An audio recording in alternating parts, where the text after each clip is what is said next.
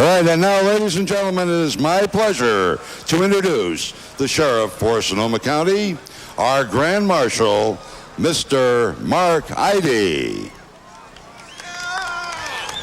Gentlemen, start your engines.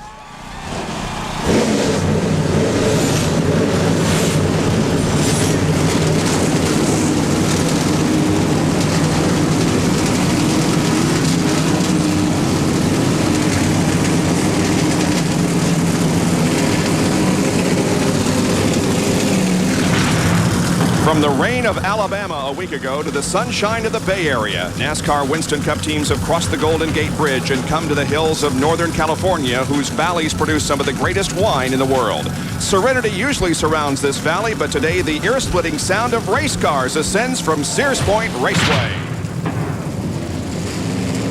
It should surprise no one that Rusty Wallace was one of 2 drivers to break the track record here at Sears Point. You know, road racing Rusty has won more in the modern era than any other driver, 6 times. And today, he rides a rocket that propelled him to victory a year ago. They nicknamed the car Killer. That's what it did to the competition both here and in Japan in 1996.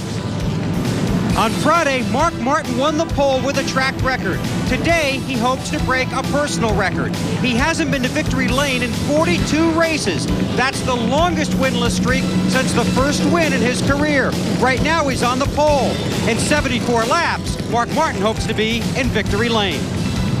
Ricky Rudd and road racing are a great combination. They're meant for each other, sort of like Fred and Ginger, Cisco and Ebert, Patrick and Overman. You get the idea. Ricky has sort of mastered the high act of fast speed finesse on the high ovals. His floorboard footwork would make even Arthur Murray proud. So don't be surprised if this tied ride tangos its way toward the front. Wally Dallenbach has 117 Winston Cup starts and no wins. He broke a motor in final practice here on Saturday, so he didn't get to test his setup. They've gambled this morning.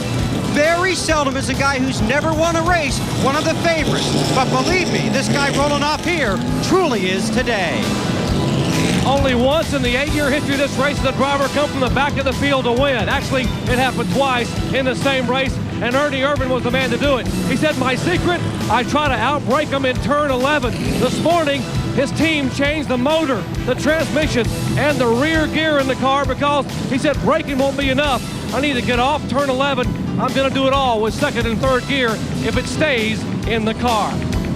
In qualifying on Friday, Dale Earnhardt went out early on a slick track, on stickers instead of scuffs, in a brand new seat. Yesterday, they did not have the proper combination for final practice, and Earnhardt parked the car after just a handful of laps. They've made the changes to the car this morning, and Dale Earnhardt's new seat is now on the rig. He's in his old, comfortable seat. Earnhardt hasn't been to victory lane in a long time, and today he starts 32nd. But he also is one of the favorites at Sears Point on this sunny Sunday.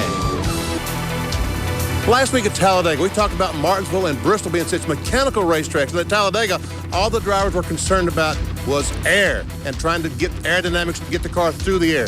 But here in the beautiful Sonoma Valley, there's one other concern. Not only do they have to worry about engines, gears, brakes, but the transmission. That baby's allowed to lay down the ground any lap, Ned. Yes, it could happen. And Benny, this is a driver's racetrack as well. They have to have complete concentration all the time. They change gears at least 14 times a lap, some of them more than that. There are 12 turns on this racetrack, lots of places you can goof up out there. And so it is a driver's racetrack, so it puts every part of racing into play here. Car, mechanical parts of the car, and of course the driver.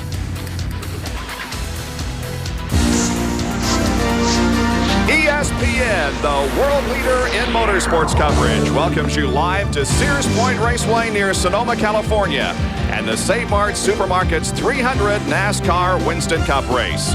It's the 9th event of the year, and Dale Jarrett continues to cling to a points lead he has had since the 4th race of the season. The margin only 45, however, over the defending series champion Terry Labonte. 6 through 10 separated by only 47 points. 7th, 8th, and 9th separated by only 4 markers. Hi everyone, I'm Bob Jenkins. What a difference in weather since last weekend. Not a cloud in the sky here today in Sonoma. Now, since last weekend, the teams have gone back, reloaded, and made the long trek out here to the West Coast. When they're finished, they'll make the long trek back to Talladega for next Saturday's event. Now today, one of 2 road course races on the schedule. It's a race that a lot of Winston Cup drivers don't take too kindly to. On the other hand, other drivers, it's their opportunity for a day in the spotlight. 5 onboard cameras will be in use today. Here's Ricky Craven as he takes the Budmobile up the hill. Hut Strickland also has the Circuit City onboard camera working for us. Here is the Briggs & Stratton onboard camera, the car driven by Robbie Gordon. Also, Ricky Rudd will carry an onboard camera. He should provide some great shots for us. Rusty Wallace has one as he begins this race from the outside of the front row.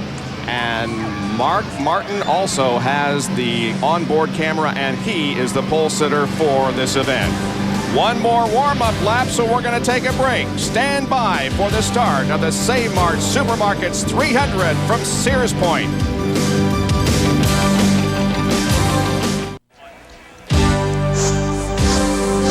ESPN's live coverage of the Save Mart Supermarkets 300 from Sears Point Raceway near Sonoma, California is being brought to you by the owners, managers, and crew who proudly call the McDonald's in your neighborhood My McDonald's. By Brewery Fresh Budweiser, who reminds you that fresh beer tastes better. And by Quaker State Motor Oil for a clean running engine. Let's take a look at our race analysis as we get set to take the green flag here. We'll go 74 laps. The track record is held by Ernie Irvin, who set it back in 1992. They'll need to come in for fuel between laps 26 and 32, and the purse is over $1.8 million. As far as the manufacturers are concerned, Ford leads the manufacturers' battle by just 2 points over Chevrolet. Ford has 23 representatives in today's field. Chevrolet 13. There are 8 Pontiacs. Let's take a look at the starting lineup. Now, the pole sitter has his choice of starting inside or outside. Mark Martin will line up on the outside of the front row, so these two will actually flip-flop. It's Mark Martin's 4th career road course pole. Rusty Wallace is the defending champion. In the second row, Jeff Gordon has won the last 2 Winston Cup events, looking for his first road course race win. Terry Labonte, 5th place in the last 2 events here. Brett Bodine has his best start of 1997. Michael Waltrip, his best road course finish was 9th. Jeff Bodine won the most recent road course race at Watkins Glen. Dale Jarrett has 2 top 10s in 21 road course races.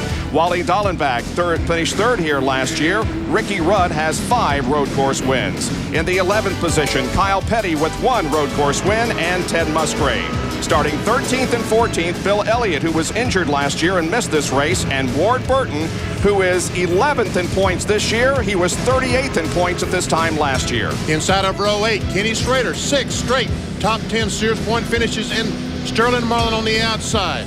In row 9 on the inside, John Andretti. He'll be on the pole at Talladega next Saturday. And Robbie Gordon, who had the fastest time in practice. Then it comes Mike Skinner, the top leading rookie. He has 2 thirds in the trucks here. And Jeff Burton, the Texas winner. Row 11, Derek Cope. And there's Hut Strickland. He's carrying her onboard, Circuit City onboard. In row 12, Bobby Hamilton and Ernie Irvin. He's a 2-time winner here at Sears Point. In row 13, Jimmy Spencer and DW, the fastest qualifier in second round. And in the 14th row, Tom Hubert, who was a tire changer last week, a race car driver this week, and Butch Gilliland, the last winner in the Winston West Series. And in row 15, Bobby Labonte, who crashed during qualifying on Friday, driving a backup car here today. And Dave Marcus, with a good qualifying run, will start 30th. Row 16, we see Bobby Hill Jr. in the car number 77, Dale Earnhardt. Don't look for him to stay back there too long. Row 17, we find Steve Grissom, and Mike Wallace made a good qualifying run to get in the field. Johnny Benson will start on the inside of row 18, along with Kenny Wallace, who won the pole a few weeks ago at Martinsville, Virginia. Lance Hooper, subbing for Greg Sachs, will start 37th, and Ken Peterson qualified the car number 19, but Gary Bradbury will be driving it. Those taking provisionals for the race today are Jeremy Mayfield, Ricky Craven, Morgan Shepherd, Jeff Davis, and 2 Winston West drivers, Sean Woodside and Larry Gulselman. Those are the 44 drivers that are set to go. They were going to get the green. However, there is a can on the track, some debris, so they're going to take one more lap before they get the green flag. Now, here are the drivers that missed the event. Rick Mast, Joe Nemechek, R.K. Smith, Robert Presley, Chad Little, Gary Smith, David Green, Dick Trickle, and Chuck Pruitt all had to go home after qualifying. We'll be right back.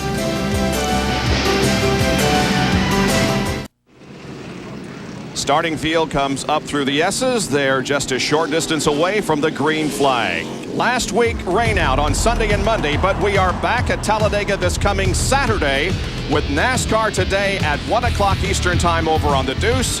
And live coverage of the Winston 500 will be live at 1:30 here on ESPN. That is next Saturday. Dr. Jerry Punch.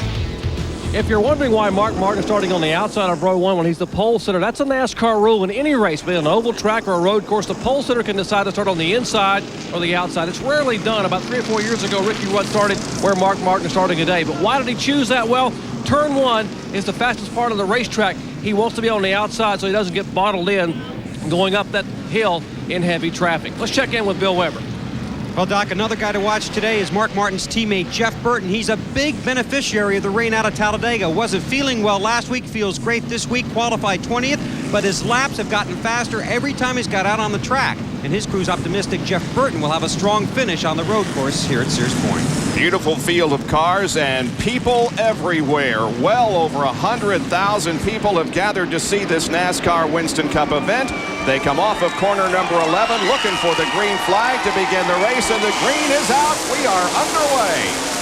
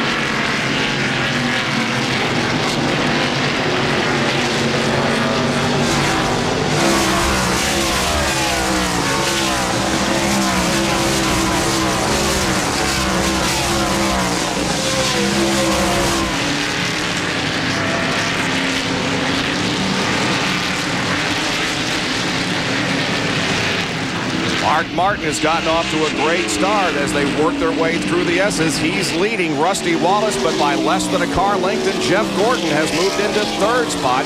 Looks like everybody is on course and doing well here in the first lap. Well, it's absolutely amazing these guys are able to get in line out of that two abreast. And look at Dallenbach on the inside. He's already passed Jeff Bodine. Now he's trying on Brett Bodine. He has position. You notice they've moved those tires in so you can actually run across and even inside those rumble strips to get position there in turn number 11. The first lap is complete and Mark Martin is showing the way. Wally Dallenbach up to 5th position already. He is the road racing expert, got his experience in Trans Am, and he is a definite favorite here today. There's Sterling Marlin. He's on the inside of Mike Skinner. And Robbie Gordon, the fastest car of the 40 car. Coors Light car was the fastest car in practice yesterday afternoon. This is the Briggs & Stratton onboard camera along with Robbie Gordon. We're riding down to turn 4. On the brakes hard. Right-hander, now hit the gas. This is turn 5, a long sweeping right-hander. Up the hill, and all we see sky as we go into the carousel. Now we drop off and go down into turn 6. This is a long turn as well. Then it gets pretty sharp as they head into turn 7. Here's Dallenbach making another pass on Terry Labonte. He is up to 4th position. Wally Dallenbach in the green 46. He told us last week that First Union has come up with some extra money, and they are going to see that he has an opportunity to make every other race this coming year. He was only going to run a partial season, and boy, is he turning on the afterburners here. Had an engine problem in practice yesterday afternoon, but they changed the engine, and he said they changed some other things on the car as well. and looking good. He said he would either go forwards or backwards. Jeff Gordon trying to get on the inside of Rusty. It's all brakes. No, not quite, but here comes Dallenbach on the outside. But is he going to lose a spot to Terry Labonte? No, Jeff Gordon still working on Rusty Wallace. Jeff cut the corner pretty close there in number 11, but never did get the spot, and as a matter of fact was able to hold off Wally Dallenbach, who went to the outside. This is turn 2, up the hill.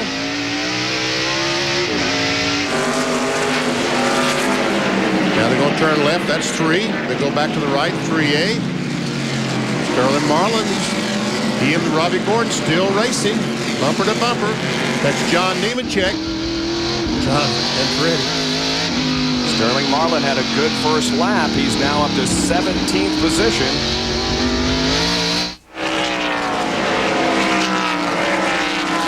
Robbie Gordon, though, right on the rear spoiler of that car as they come down the hill once again. There's some, looks like there's some damage on Earnhardt's car. Yeah, on that right front, definitely. There's some smoke. There's smoke out of the car. A little bit of dust kicked up there as they came off of corner number 6. Got a little wide now.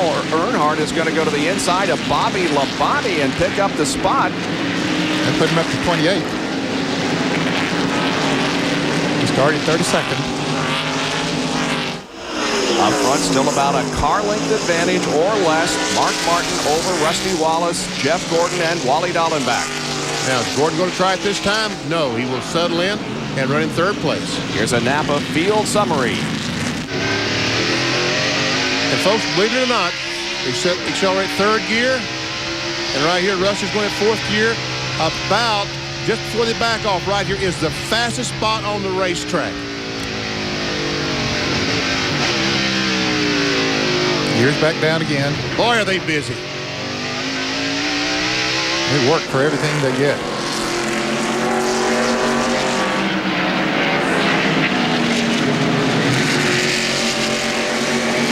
Up on the rumble strips, getting 2 wheels off the ground. This is turn number 5. This is turn 5 here. Sweeping right-hander.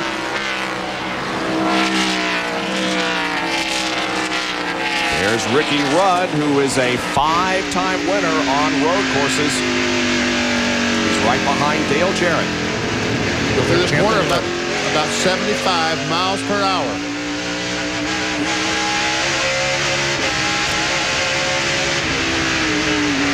Turn 7, the hairpin. Off we go. Rusty took a look. He's there. He's got there. Rusty Wallace goes into the lead.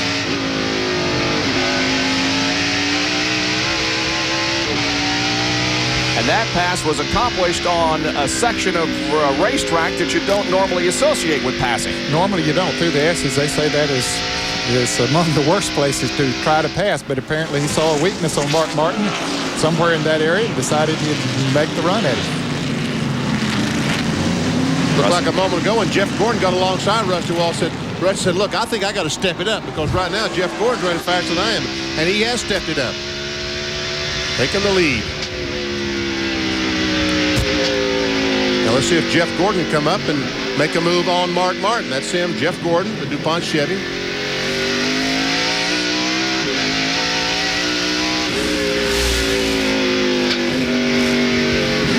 It's a 74-lap race, and at the moment, Rusty Wallace has the lead over Mark Martin and Jeff Gordon. Dallenbach 4th, Labonte 5th.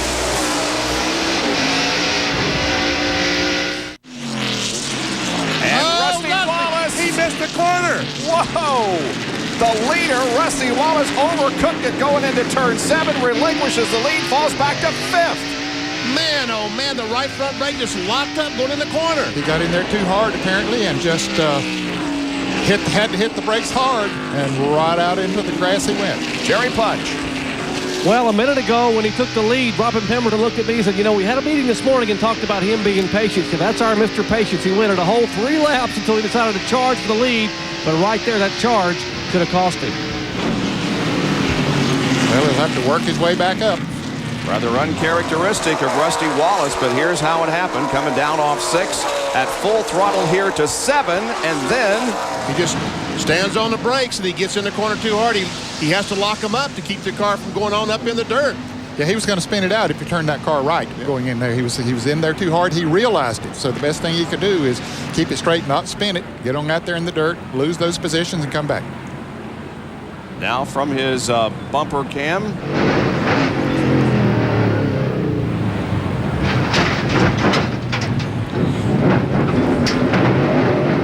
He had to go over some rather rough terrain there. My concern now is what has that done to his right front tire? We know that it's flat spotted that right front tire. Is there going to be a vibration there? Fortunately, he has radial tires. If that had been bi-ply tires, he'd probably have a flat tire from cutting it. The radial tires don't cut nearly as easy on those gravels and things, so apparently everything's okay because he still runs pretty strong. Here's the car number 78 off course. Tom Hubert. That's a young man who, the tire changer for the 30 car. He also is the shop foreman for Kurt Rourke's truck team, the NASCAR Craftsman truck team. But the 78 car, Billy Standard said, look, I need some help getting in this race. And Hubert was the second fastest qualifier, and they said, look, you go ahead and race him. You got us in the field. You got us in the field, you race him. Kyle Petty and Dale Jarrett have been swapping positions back there. Right now, Dale Jarrett has the 9th position, and Kyle is in 10th. Let's take a look at what happened up in turn number 3 just a second ago. Let's look. Oh, Sterling Marlin just smokes that right front tire. He and Ernie Irvin make some contact. We see the damage on the 4 car already, and boom, there goes the 40 car back by. So, and Darrell Walter. Sterling lost 3 spots. Here's Bill Weber. And Sterling Marlin has just pulled onto pit road. He also had contact with Robbie Gordon. So Sterling on pit road here early. Right side damage. He'll head for his pit down near the start-finish line. So Sterling Marlin, the first one on pit road here at Sears Point, guys. There's pretty significant damage there just in front of the right rear.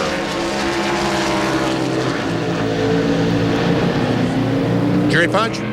As they jack the Kodak film Chevy up, the problem on Sterling's car is he has only 4th gear, and that's why he was unable to get through the turns very quickly. He couldn't downshift and had to use the brakes to try to slow the car down. That's one of the reasons he had a problem with keeping the car stable on the racetrack. Now they jack the left side of the car up and have a crew member under the car trying to get the car out of 4th gear and see if they can possibly get 2nd and 3rd back, which he will definitely need today if he's to have any shot at all of being competitive. Man, oh man, that's a tough break this early on. Now he's still on the lead lap. Here come the leaders through the S's, through turns 8A, coming into turn 9. So Sterling goes out of the pits. It looks like he might be able to stay on the lead lap. If he has 1st and 2nd gear. Yeah. Sterling Marlin has left the pit area and goes back onto the racetrack. There's the Kodak film Chevy back at full speed up the hill. Sure looks like he does. Looks like his car's up to speed. Meanwhile, the leaders are down in there. They see coming off turn 11, going into turn 12. And Rusty Wallace is going by Wally Dallenbach, trying to work his way, trying to get by Dallenbach, trying to get his way back to the front. Well, Terry Labonte has gotten around Dallenbach, so Labonte moves up to 3rd spot. And Jeff Bodine closes up on that group of cars. We understand that the gearbox is fixed on the Kodak film Chevrolet of Sterling Marlin. So he should be able to stay out there and stay in the lead lap. Now Rusty Wallace trying to get around the 46 of Wally Dallenbach. They're headed toward turn number 4. Jeff Bodine closes in on Rusty Wallace. Bodine is certainly no slouch on road courses. He's won 3 times and in fact won the most recent road course race at Watkins Glen last year. There we see Kenny Schrader, the gold car, the 99, Jeff Burton, John Andretti.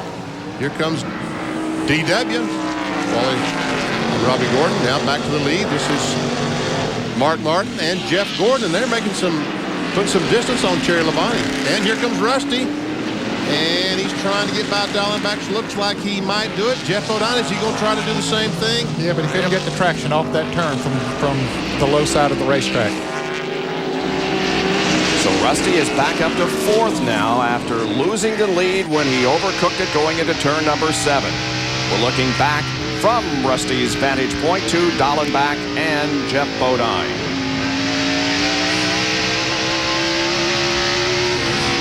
Going in turn 11 would be a great spot for Jeff Bodine to try to outbreak Dallin Mack. That's exactly what he is going to do. Pulled it off rather easily, as a matter of fact. So Jeff Bodine moves up to 5th spot. We're getting to the point of the race now. They've completed 9 laps, and the chassis of the car, we heard several drivers talk about long runs of the cars, and now we're getting into that point. Those tires are getting heated up, the brakes are getting heated up, and we're beginning to see now who has the best chassis on the race cars. We saw Bill Elliott pick up a position there on Ted Musgrave. There's Bill, who, as we said, did not race here last year. He had just suffered the broken leg in the crash at Talladega. But he is back, and in fact himself won his first NASCAR Winston Cup race on a road course in Riverside back in 1983. That puts Bill up to 12th, right behind Ricky Rudd, who is 11th.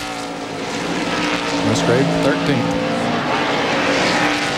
Here once again is Mark Martin with a rather sizable advantage now on Jeff Gordon, and there's a bit of racetrack between Gordon and the third. Jeff Bodine is off the pace. Yes, Jeff Bodine is off the pace. Tough break. His brother Brett going through the corner along with Michael Waltrip and Petty and Jarrett and Rudd, but there is obviously something wrong with the QBC Ford.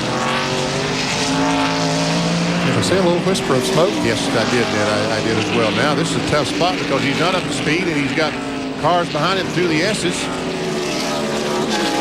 this is definitely not a good place to pass now. Like he's not back up to speed either. Could he be Bill coming Elliott in high. here? Yeah, we see some heavy smoke now coming out of the car. Yep. It looked okay coming through the carousel. Jerry, what's wrong? He's coming to pit road, but his word on the radio was, guys, I think I just broke the engine. We're going to try to get back to pit road, but it may be over. Well, he is entering pit road, and so he safely made it to that point, but does not look good. Tough break. Had gotten up to 5th spot. Never seen a picture of Don Gillis. He talked about her, the young lady who won the contest with QVC. Her picture on the other. He had a good race car. Won the race last year at Watkins Glen. So maybe an early out here for Jeff Bodine as he pulls in. Meanwhile, on the racetrack, it's still Mark Martin leading Jeff Gordon. We'll be right back.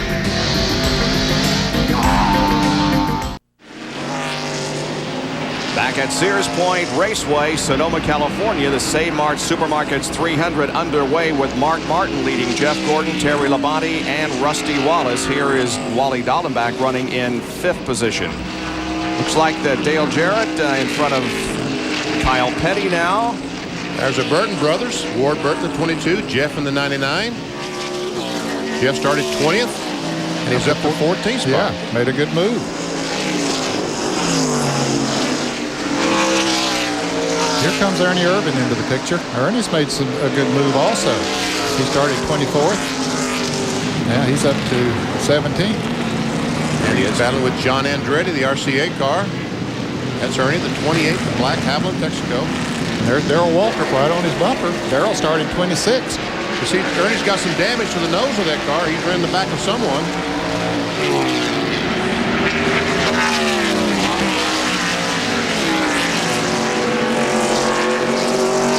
Might have been Sterling Maughan when he had that mix-up up there in turn 3 or 4. Here's how Ernie Irvin has come from the 24 starting position. He gained 1 position on the first lap, stayed there until lap 4, then moved up 3 more. And by the 11th lap, he picked up 3 more. He's now 17th. Bill Weber. And Bobby's doing that because they did a motor and gear combination change this morning. You heard Jerry Punch at the beginning of the race talk about Ernie's success here and the philosophy of the team. But the principle behind making those changes this morning was so Ernie would be quicker off turn 11. And right now, that's where he's catching the field and picking up some of his position. So Ernie started 24th, moving up to 17th. And their combination that they put in, Mark Reno and company on that Texaco Haviland Ford, working here in the early laps at Sears Point.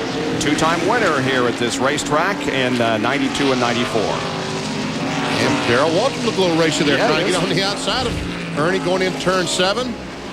Darrell has picked up 8 positions. He is doing well. He was the fastest second-round qualifier and about 6th fastest overall. And when Old Riverside Raceway was in action, he was very good there, winning in 79, 2 in 89, 1 in 81, and 1 in 86. He's a 5-time winner on road courses. Talking about Darrell Waltrip, he may be trying to get the spot from Ernie, but can't do it. Had visions of outbreaking the 28 car going in the corner. Couldn't make it happen. See Mike Skinner back behind Robbie Gordon.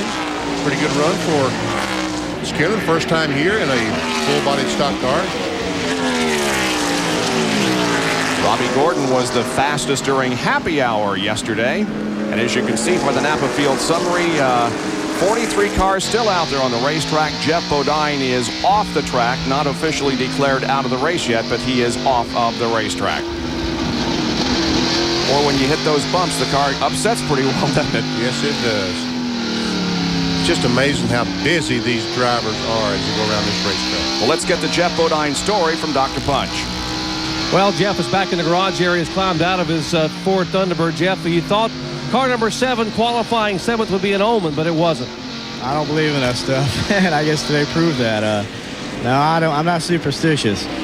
You make your own luck, and it looks like for everyone watching, the crew and Lee Morris, Bob Glidden, I know you guys are watching. It looks like something in front of the engine broke, the cam, or it's locked right up. So we'll give you a call in a little while. We'll try to figure this thing out, but the car's running really good. Just riding back there, and Rusty got off course a little bit up there, and they got by him, and I was just following him. Got by Wally. Wally was really strong those first few laps, pretty aggressive, and he looked good, but he faded a little bit. My car was getting better, actually, and that's what we saw in practice the other day on the older tires. It was a better car than most out there, and I think we would have seen that if we'd stayed out there a little longer, but something broke, and we're really disappointed. GVC had a promotion here with Dawn Gillis. She's on her hood. She was our official sponsor for this weekend, but she's going to get the hood, and it's all in one piece. I didn't dent it up for her. But we got a lot to look forward to this next weekend, a big race at Talladega, and we're going to have a great car there. Looking forward to it, a better car than even what we had last week. So we'll go to Talladega and see what we can do next week. And anyone out there wants to get their name on a race car, call us. We're looking for an associate sponsor. We really do need the help, so give us a call. All right, Jeff Bodine out of it as the 33 car is his troubles, guys. Yeah, he's got a flat tire. He and Ernie Irvin got together going into turn 11. Irvin spun around while you were talking to Jeff Bodine, and look at that right front tire on Ken Schrader's Chevrolet. He's got to go 2.5 miles on the rim, and it's going to tear everything up by the time he gets back to the garage area. That thing's going to start flapping. It's going to tear the wheel well. Look at this. We see John Andretti had just been able to get by the 33 car, and that time Ernie gets in the corner. He tries to outbrake, and he gets the car a little bit sideways to correct the car, to save it. He had to turn it back, and he turned right into the 33 car. And positions are just going by as Ernie sits there. He must have Lost about 11 or 12 positions. Yeah, about a dozen, I think. And look at this. Schrader still trying to get to the pits. There's Ernie being shown in 29th position there now, and we've talked about him being up to 17th there a moment ago.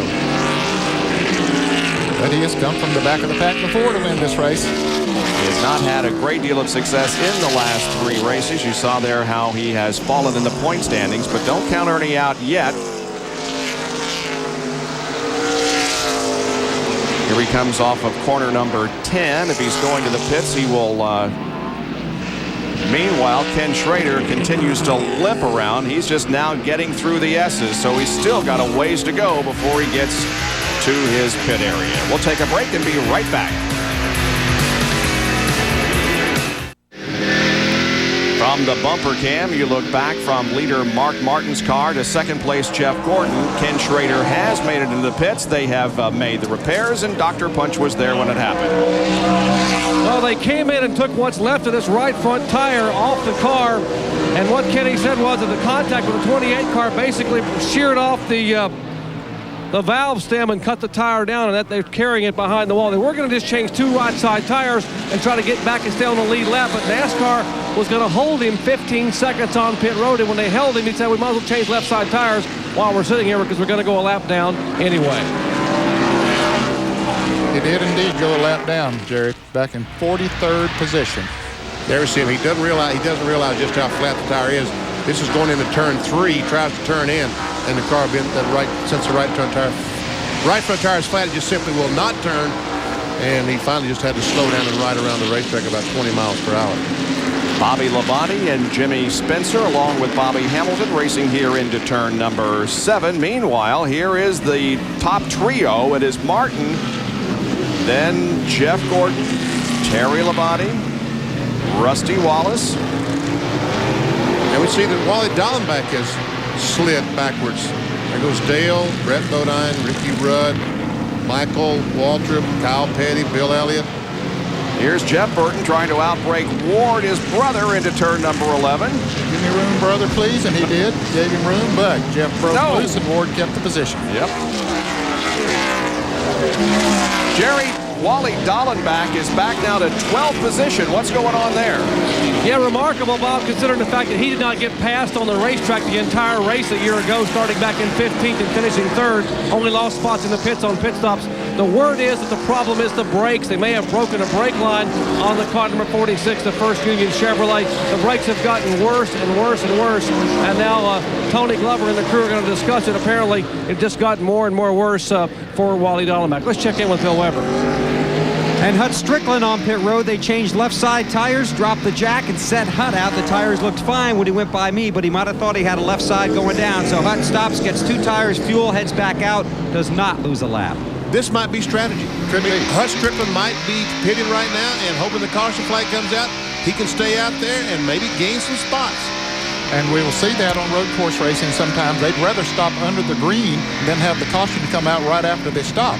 So it wouldn't surprise me to see others come in here before too long, because they're in the window now. They can make a stop anytime along now, and then one more stop will get them to the end. Look at the black marks back yeah. where Mark Martin almost lost control.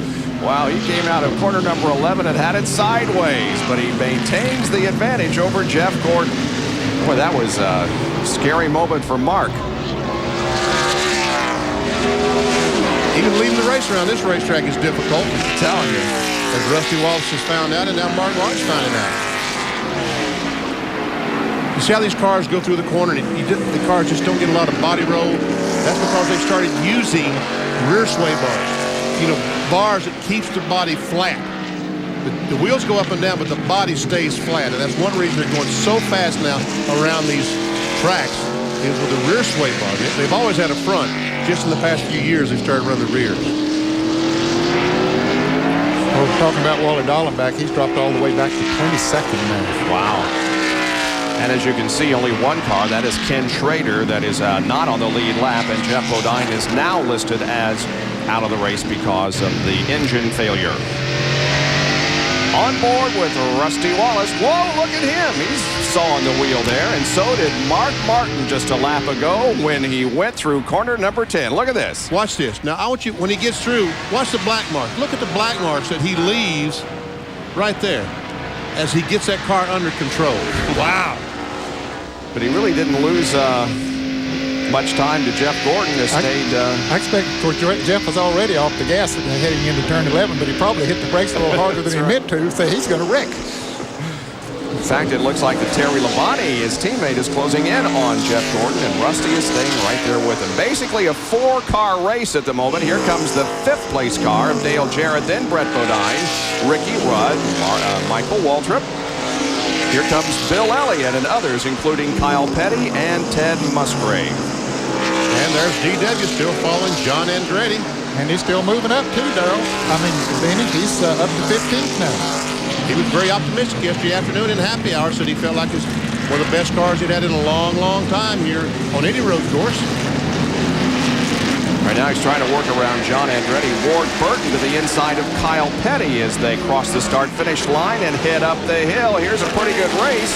Or outside, whichever way you want to look at it. Yeah, right. Inside on one turn and outside on the other. But Kyle beats him into that shorter corner there. And here comes Dallenbach finally coming in for a stop, Jerry.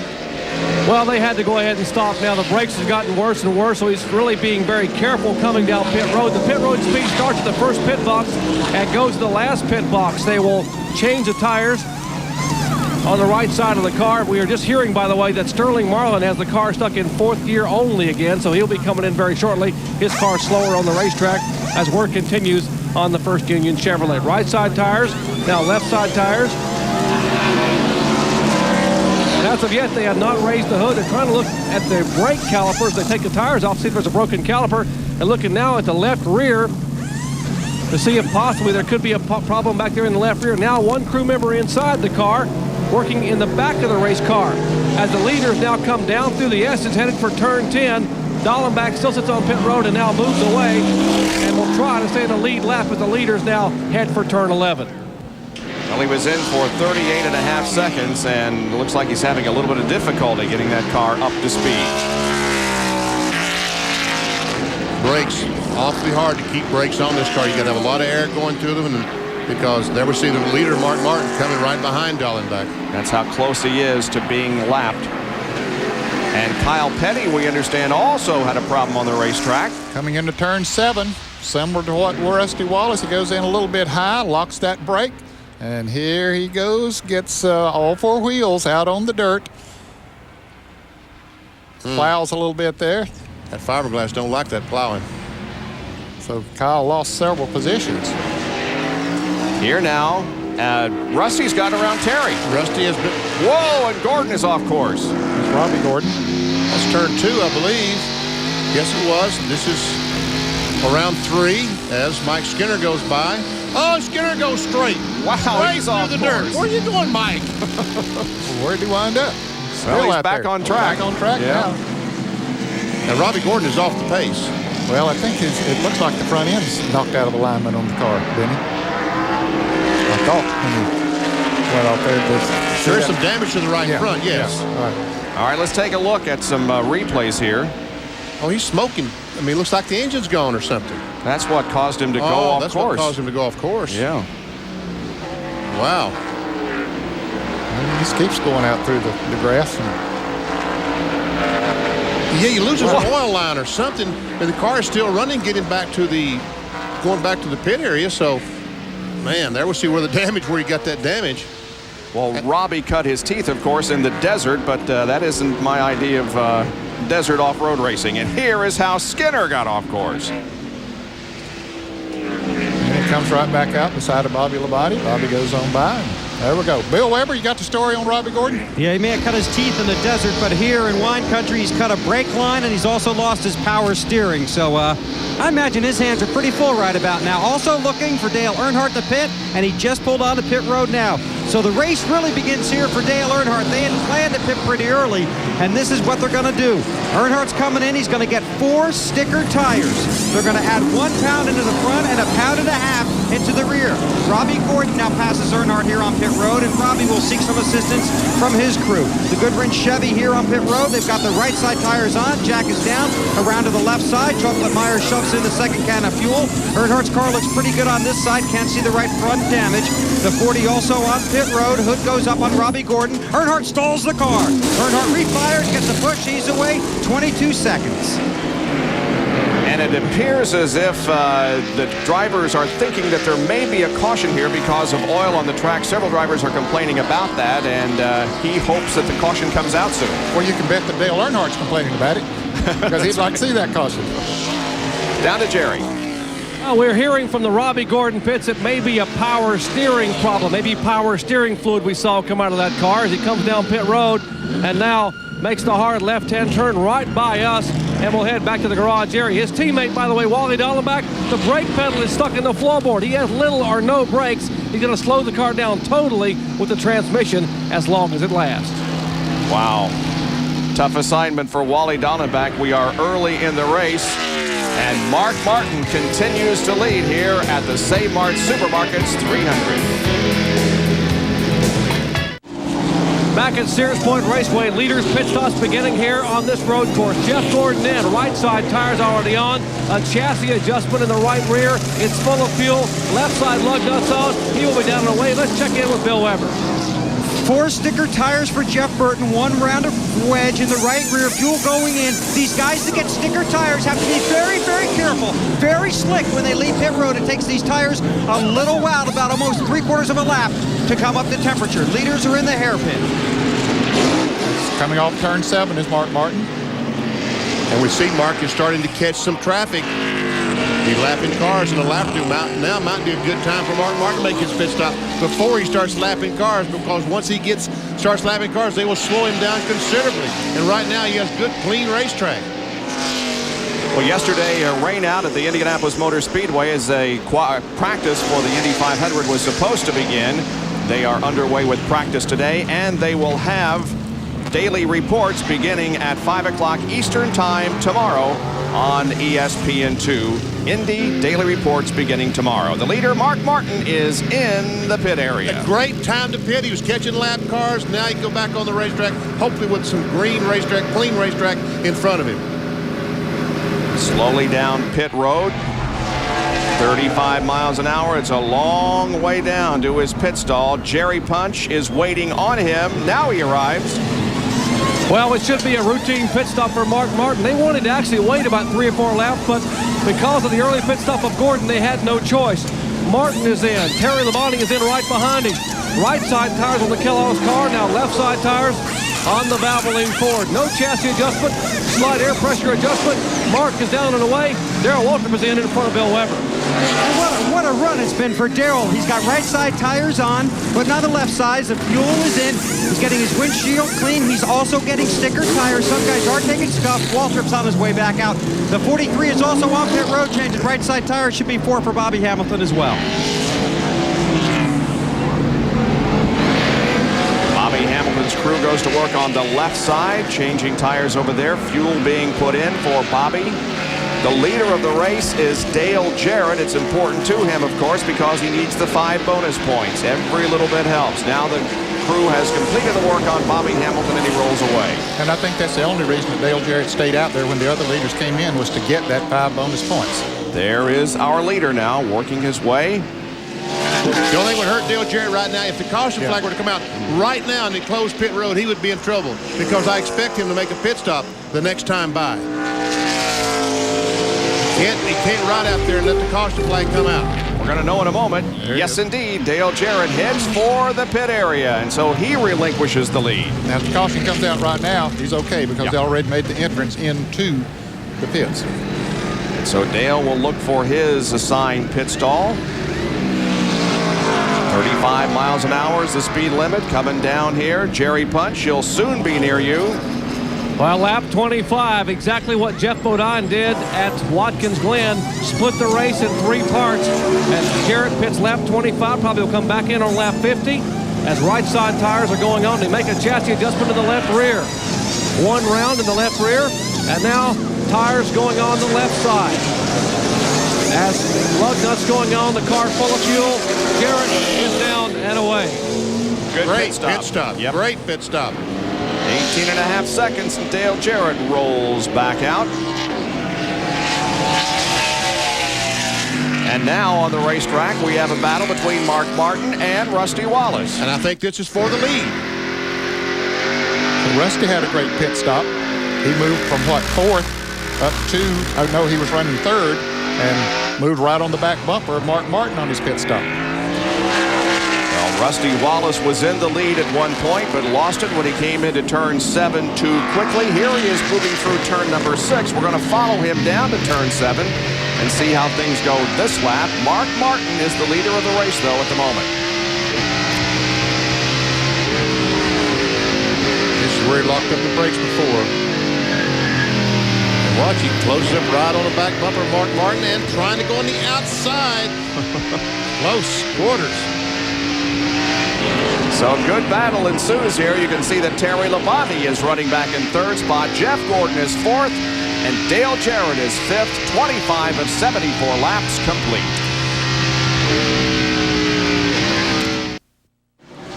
They remain in the same order, just about the same interval. Mark Martin leading Rusty Wallace, who is ahead of Terry Labonte. They go up the hill and head for turn 2. Looks like Kenny Strader, the Skull car, up in front of them. He's gotten back in the lead lap, Benny, as a result of the pit stops by the leaders, but he's about to go, about to go a lap down again. Bill Weber is with Robbie Gordon. And the frustration continues for Robbie Gordon. High hopes here on the road course, but you're behind the wall. What happened? I don't know. I mean, we were really, really fast yesterday. Fast first practice, fast afternoon practice. I was afraid the car was going to start pushing as the tires went out, so I stuck rubbers in there. We weren't as good as we wanted to be in the first session, but as soon as we were coming in for a pit, we were going to fix that. Lost a power steering going right in the corner, oil down the rear tires. All I could do was just save it as I went off the course straight. I'm a little frustrated, but I got to thank all the guys on the Coors Light team. They were doing a really good job this weekend. We really made a lot of progress because we were faster on full tanks than we even qualified. So I thought our hopes of a podium finish here would have been real good. Okay, Robbie Gordon, very frustrated, heads off to Indy. After here, Joe Nemechek will drive for him next week. Right now, Ken Schrader is on the lead lap, but he's close to going a lap down. He is in 38th position, so 38 cars still on the lead lap. Wow. But this is basically exactly why Mark Martin made that pit stop. Oh, and Schrader goes over to block that move by Mark Martin because let's face it, he wants to stay in the lead lap. But now can Mark accelerate off the corner and get by him? No. Well, while these two race and try to get by Ken Schrader, Terry Labonte in third position is closing in. And Mark has to go to the inside, get two wheels off the track, and he still can't get around Schrader. Now he does. And Schrader backs off, Rusty goes by. Note the intervals now. It's 5.7 seconds between first and fourth, and then Dale Jarrett is almost 13 seconds back in fifth spot. See Ricky Rudd, 21 seconds behind the leader. Michael Walker, Jeff Burton, and Bill Elliott, Brett Bodine, and Pink.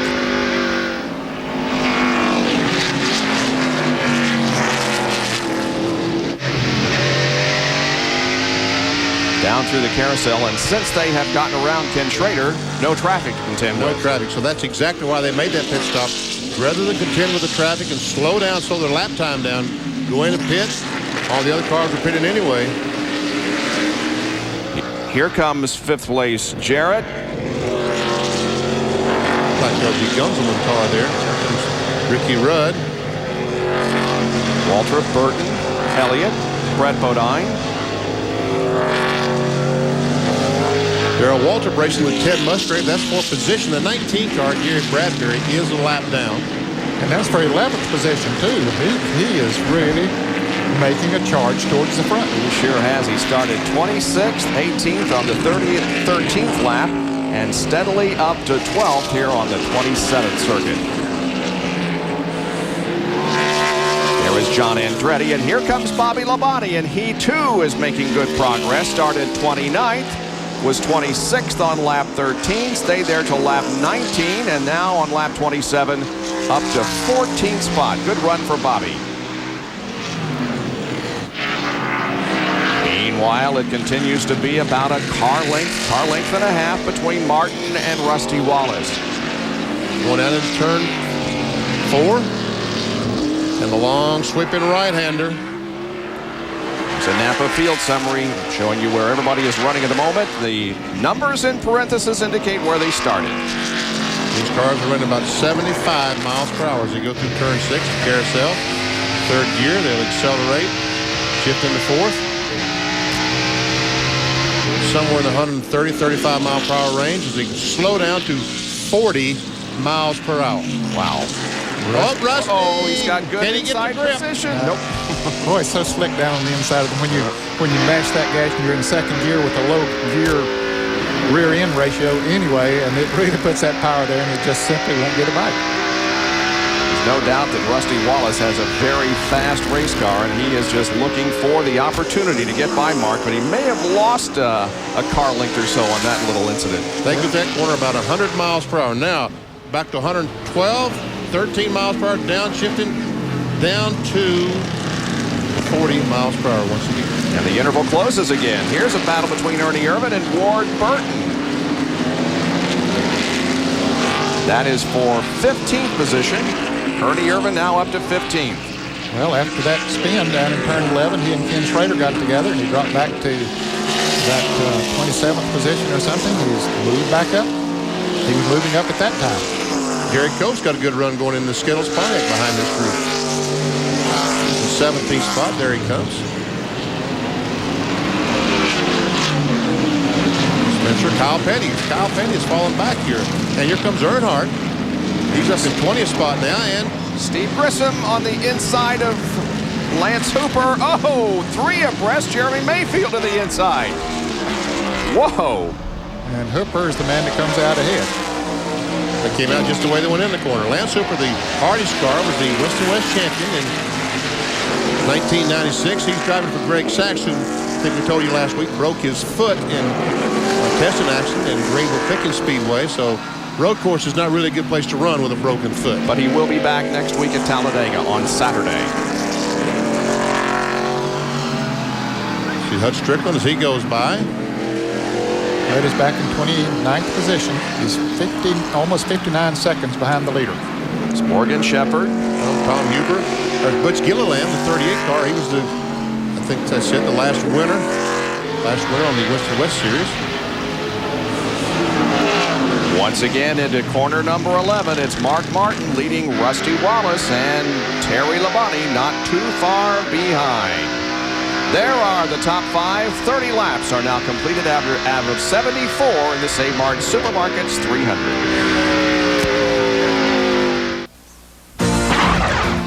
Tonight at 8 o'clock Eastern Time, Gary Sheffield and the Florida Marlins along with Moises Alou take on the Houston Astros and Jeff Bagwell. That's at 8 o'clock tonight. The Marlins in second place in the East, the Astros leading the Central Division.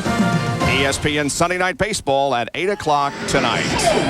And don't forget the NASCAR website at www.nascar.com with all the information you seek about any kind of NASCAR racing.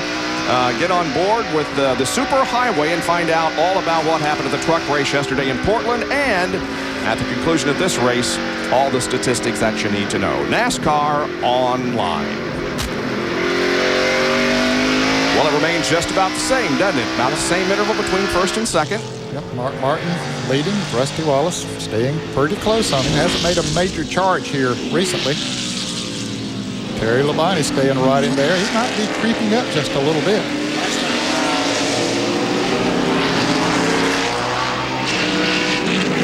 The last time by, Rusty Wallace and Mark Martin were the 2 fastest cars. As Hut Strickland is back in the pits. Well, he made an early pit stop once before, Bill. Exactly right, Ned. He is just out of sequence, so Hut is in for fuel, and this time 4 tires. Right sides are on. Now they'll come around, put on the left side tires. Hut Strickland also using sticker tires on this pit stop. Being warned by the NASCAR official, they're missing a lug nut on the right front, so they'll have to run back around with the gun and put on the extra lug nut. And now Hut will be able to return to the race. And he isn't going to be able to go the rest of the distance, I don't think, on this set of tires. I tell you one thing, he looks like he's got a tire out of balance, or that rear bumper is loose. Some of our spotters tell us that the rear bumper has been bouncing like that. It is loose. Evidently someone's made some contact with the back of the Circuit City car. And it's gone a lap down. So he and Ken Schrader, who's coming up there right behind him, will be racing for position. And that position will be for 36. And Dale Jarrett, meanwhile, weaves his way through these lap cars. Dale is in 5th spot at the moment, as you can see on your scoring pylon there in the upper left. He made an adjustment on his car during the pit stop, but he's not running as fast to laps now as he was before. There's another Radio Shack Field summary for you. Dale Jarrett, his best finish here at Sears Point was 12th, and he's done that on 2 different occasions, most recently in this race last year. But he's got a good run going here this afternoon.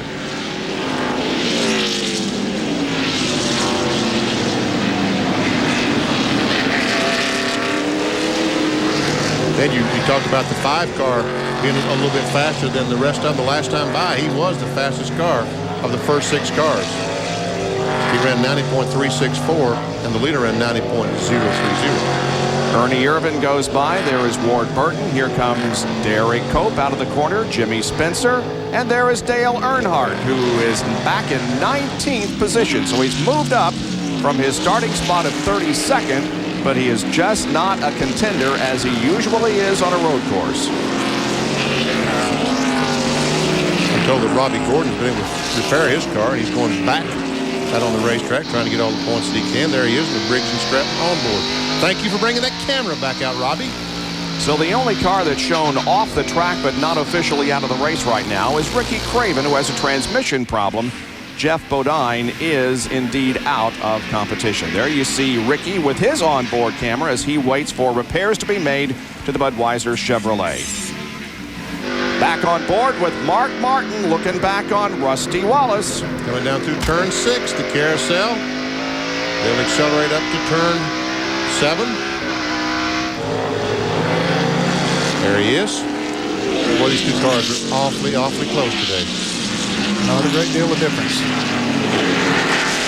Their last lap speed was almost identical. You had to get down into the thousands to see any difference at all. Yeah, 90.001 for Mark Martin and 90.008 for Rusty Wallace. So they're virtually going the same speed. Now here is Hooper in car number 20, Steve Grissom and Mike Skinner. Hooper again from the Winston West Series, substituting for Greg Sachs. That's 21st, 22nd, 23rd. The only car that's running in the 90-mile-an-hour bracket right now, the only other car other than those three up front, is Jeff Burton. He is running in 6th position, but his last lap was a little bit faster than the leaders. We have had no cautions to this point, thus we are at record speed here. The track record is 81.413, and right now they're going more than 87, almost 88 miles an hour, and Bobby Hillin is in trouble. And I see parts flying out of the car. Parts were flying out of the car. Drop down on the right side, Terry. I think it's a sway bar. Well, is there debris on the racetrack? So you thought it was a sway bar. It looked like maybe a sway bar arm or something. Bad. I can't do that. Like Bring it in here, park it. We'll sit here until we get it fixed in. They're going to fix it before they go back on the racetrack. Going in the garage area. So just as I say, we haven't had a caution. Maybe there will be if indeed there are parts and debris on the racetrack, but nothing so far. And Darrell Waltrip tries to go into 9th spot, trying to get around Brett Bodine, and Waltrip is just having a heck of a day. He is having a great day. He just picks them off one at a time, driving a very smart, calculated race.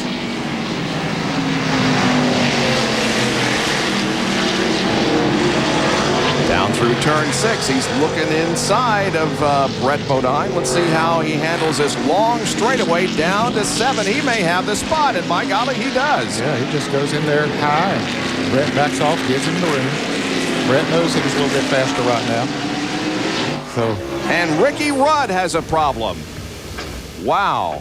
One of the guys that you think is a favorite when you go to a road course. His car is in pit road, and it looks like they're taking it behind the wall. Well, that's too bad, because he is a great road racer. Jerry, what's going on?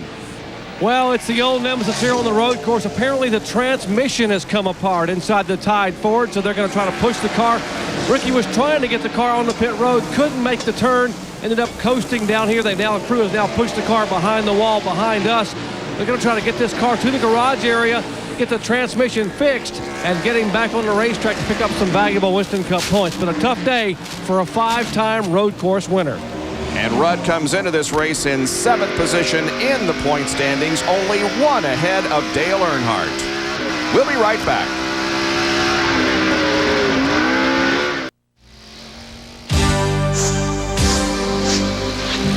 ESPN Speed World today at Sears Point Raceway in Sonoma, California for the Mart Supermarkets 300, being brought to you by the legendary Firebird Trans Am from Pontiac.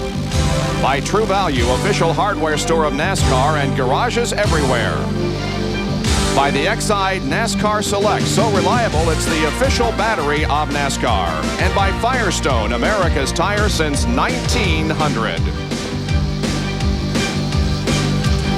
And we welcome those of you who are joining us from ESPN News. We are at Sears Point Raceway, Sonoma, California, and the lead of this race is held by Mark Martin. In car number 6, there you see behind him Rusty Wallace and then Terry Labonte. Those are the first 3. And Robbie Gordon in car number 40 was in the pits for several laps. He's about 13 laps down, but back out there. And Mark Martin, Robbie has fresher tires. has a fast race car. Mart just let him go. We didn't want to fool around there with him being on his back bumper. The 78 car of Tom Hubert has been trying to move up through the field, and sometimes are good, sometimes are bad. And this is one of the bad times. You try to get on the inside of Morgan Shepherd in the 78 car. He nails the gas, but he does a 360. Jeff Davis goes by in the 9 car. There goes Sean Woodside, the 07. And speaking of bad times, it's a bad time for Ricky Rudd, Doc. Well, the 5-time road course winner sits in his Tide Ford behind the wall. Ricky, you had a great run going, but what happened? Well, we were beat. Seemed like we could run around top 5 somewhere like that, but just trying to save the tires, wait for the end of the race. But we were about a 5th place car today, and all of a sudden, no reason, no excuse really, just came out of this turn 11 down here in front of the pits and he grabbed the gears and took off, and all of a sudden everything in the rear end broke. So it broke a ratchet or broke the ring and pinion. I'm not really sure which one. It's kind of an unusual thing. I've never had one happen before. You're known to be so easy on equipment. You're sort of the Arthur Murray of road racers here. I mean, you're so easy with the pedals and gears. Any idea you've never had this happen before? Well, you can't, if the driver wheel hops the car under braking, then you can tear up some stuff in the rear, but it was pretty easy on equipment all day. Nothing really, no warnings, no indication or anything. Just trying to take care of the equipment and snap. But like I said, I've never lost a gear before on a road course, so it's a new one for us. I'm really puzzled. We're watching turn 11 a lot, Ricky. It looks like it's getting slipperier and slipperier. Is it slicker than ordinarily out there? Well, that's where we were losing most of our time. We were giving up to the leaders about 3/10 right there in that corner. We just couldn't get through it. I could turn into the corner good, but I couldn't even begin to touch the accelerator. If I did, it just light the tires up through every gear I could grab. So we just missed that combination. Some of the guys have been able to figure it out, but yeah, it seems to be a little slicker than normal there. All right, Ricky Rudd behind the wall, the man who won the inaugural Save Mart 300 here back in 1989. Bob? So Rudd back in the garage area while a great battle is ensuing here on the racetrack. That's Lance Hooper in car number 20 and the 31 of Mike Skinner, and that is a battle for 20th position, right. So here at Sears Point International Raceway, it is Mark Martin leading, and for those of you watching us on ESPN News, we will see you later and keep you updated.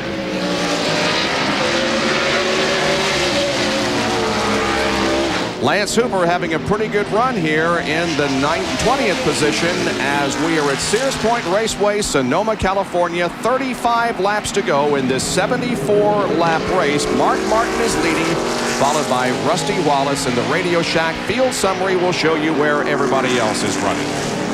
And folks, we have not had a caution flag to this period. No caution flags over halfway. As a matter of fact, Mark Martin was the leader at halfway. He got the money from Gatorade for leading at halfway. This is unheard of at Sears Point at a road course. As difficult as they are, no cautions yet. Had a few cars to go off the track, but they got right back on the track and kept going. Had some that have spent some time off the track in the garage area, as Ricky Rudd is now, changing transmission. And Bobby Hillen had a problem. He's off the track. And 32 cars are on the lead lap. Sterling Marlin, the last car on the lead lap. And the 18 car of Bobby Labonte is still on the move. He's up to 13th right now.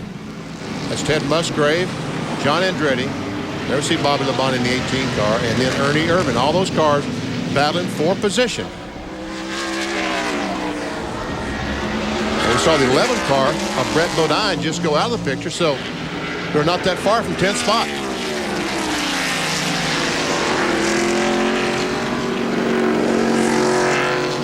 And there the 78 is off the course again. Tom Hubert, who was a tire changer for the 30 car, Johnny Benson, until this week, and he has put on the helmet and got out there and qualified the car well. And the 31 finally got the 20.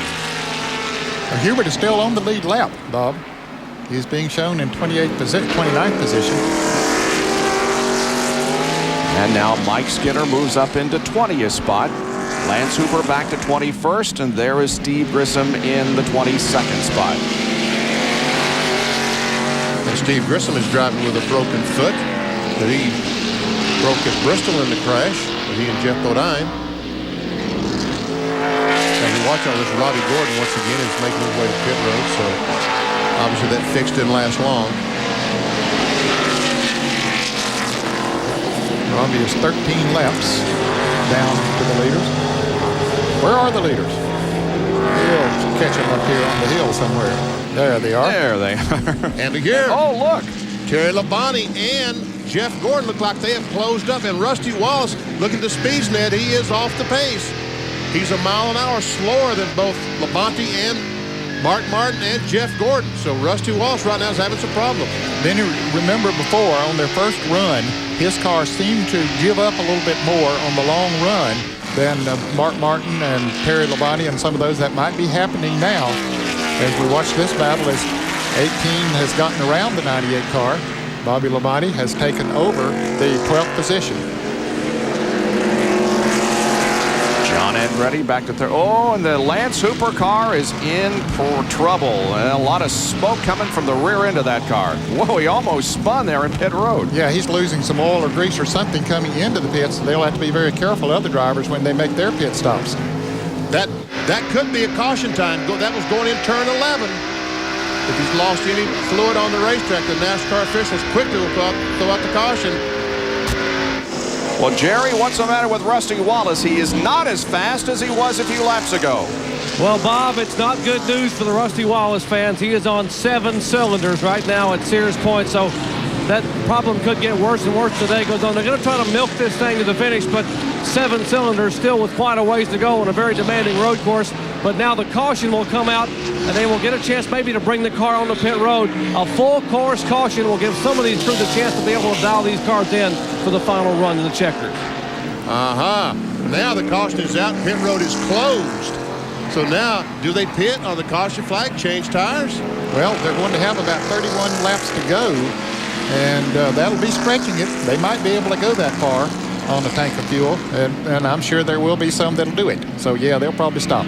It's our first caution of the afternoon, and it comes past the halfway mark. 43 laps have been completed. We'll see pit stops when we come back. From high above Sears Point Raceway in Sonoma, California, and the overhead shot is courtesy of Pennzoil. The Pennzoil Copter Cam is providing once again the overhead shots, and the cars are lined up behind the pace car, and before too long they'll be coming in, or some of them will, for a pit stop. There they come. They're heading down pit road. You see the pace car going on down the racetrack and the race cars coming into the pits. Right now there's only one car, and I suppose that car is a lap down that has not pitted. 37 car, Jeremy Mayfield didn't pit. Yeah, he's a lap down, Benny. Okay. Wow, a parade to the pit area, and things are going to get very, very busy in there. Bill Weber, go ahead. Well, we talked earlier about how exciting it would be on pit road today. Virtually everybody is here, including Jeff Burton. He will get 4 tires and fuel, the half-pound added to the front and a half-pound into the rear. He'll make a track bar adjustment on the X-side Ford. Burton's right side is around. They're coming around to the left side, and we go to Dr. Punch. Likewise, right side tires are on Mark Martin's Valvoline Ford. No adjustments, a wedge whatsoever. A slide air pressure adjustment. They clean the windshield. Left front tire on. Left rear tire on. Lug nuts fast. It's full of fuel. And Terry Labonte will beat Mark Martin out of the pits. Great pit stop by the Kellogg's crew. And I believe that Rusty Wallace has beaten both Mark and Terry out of the pit. So Rusty picks up the position in the pit area.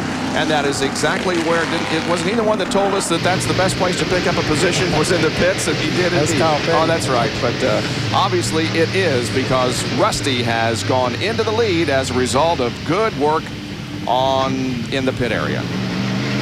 Right now, Terry Labonte's ahead on the racetrack. NASCAR's going to have to sort this out. Okay. It looked like Rusty might have beaten. We got to sort it out. All right.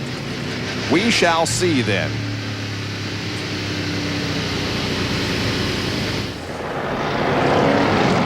There's the 5. There's the 2. We have 3 lap cars that are ahead of... And right now, they have the 5 car in the lead. We'll see what happens when they line up for the restart. In the meantime, with the caution still out and the cleanup continuing from oil on the track, we'll take a break.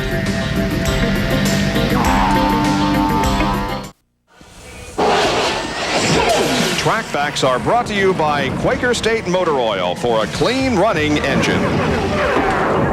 Ordinarily on an oval track, you want to be the last one to come on the pit road. If you can keep your car on the racetrack and maybe catch a caution flag while everyone else pits, you can come in and everyone else is a lap down. Just the opposite here on a road course. You want to be the first one to pit. It's called short pitting. If you come in first, everyone else comes in behind you because you don't lose a lap in the pits. You're the leader or possibly the winner. But you got a short pit within your fuel window. And right up there, that's Richie Gilmore. He is the guy who calculates fuel for Terry Labonte.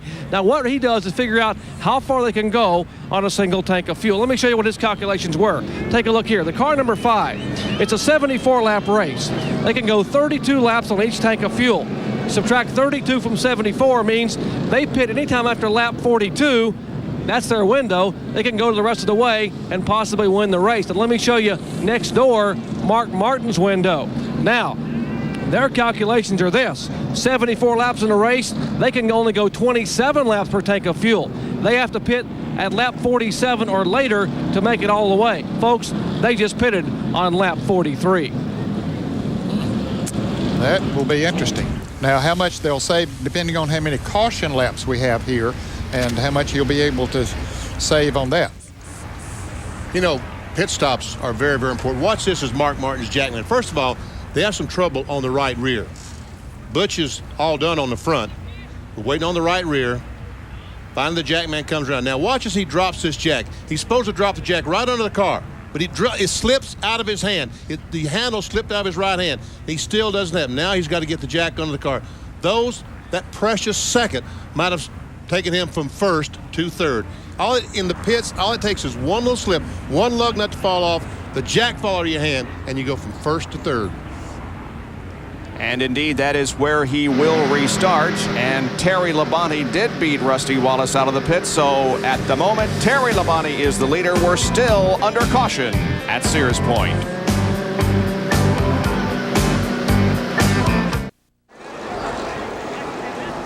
Beautiful overhead shot of Sears Point Raceway in the Sonoma Valley, about 45 miles north of San Francisco. Now, for some reason, NASCAR has put the 6 car of Mark Martin ahead of the 5 and the 2.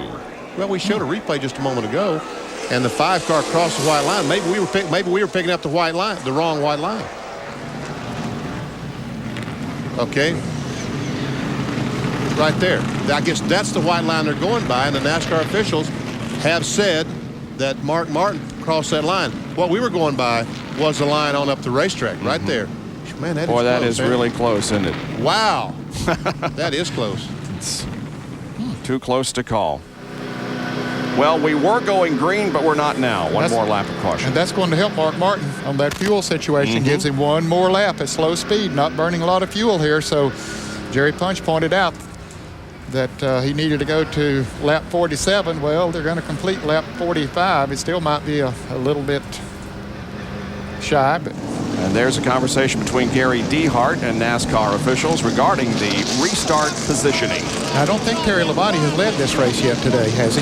He would have if he'd stayed out front there, but that would certainly be a concern that they would have, that 5 bonus points. Well, the computer here is showing that Terry has led a lap, but it could have been the one that is in contention right now. Right. I think it was while he was out front going around there, but it should have been Mark Martin's lap. In any case, while they continue to have their discussion, we will take another break here at Sears Point Raceway. 45 out of 74 laps now completed.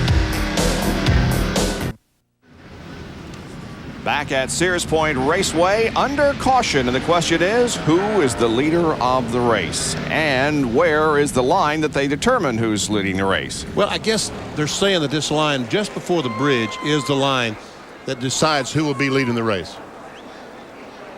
And these cars are right there. Roll it and we'll see. There's Labonte's moving. He moves out, and now Mark moves. And it's just so difficult to tell. Let's try a different shot. There goes Mark. Labonte's moving. And it's close. Yes, it is. But NASCAR.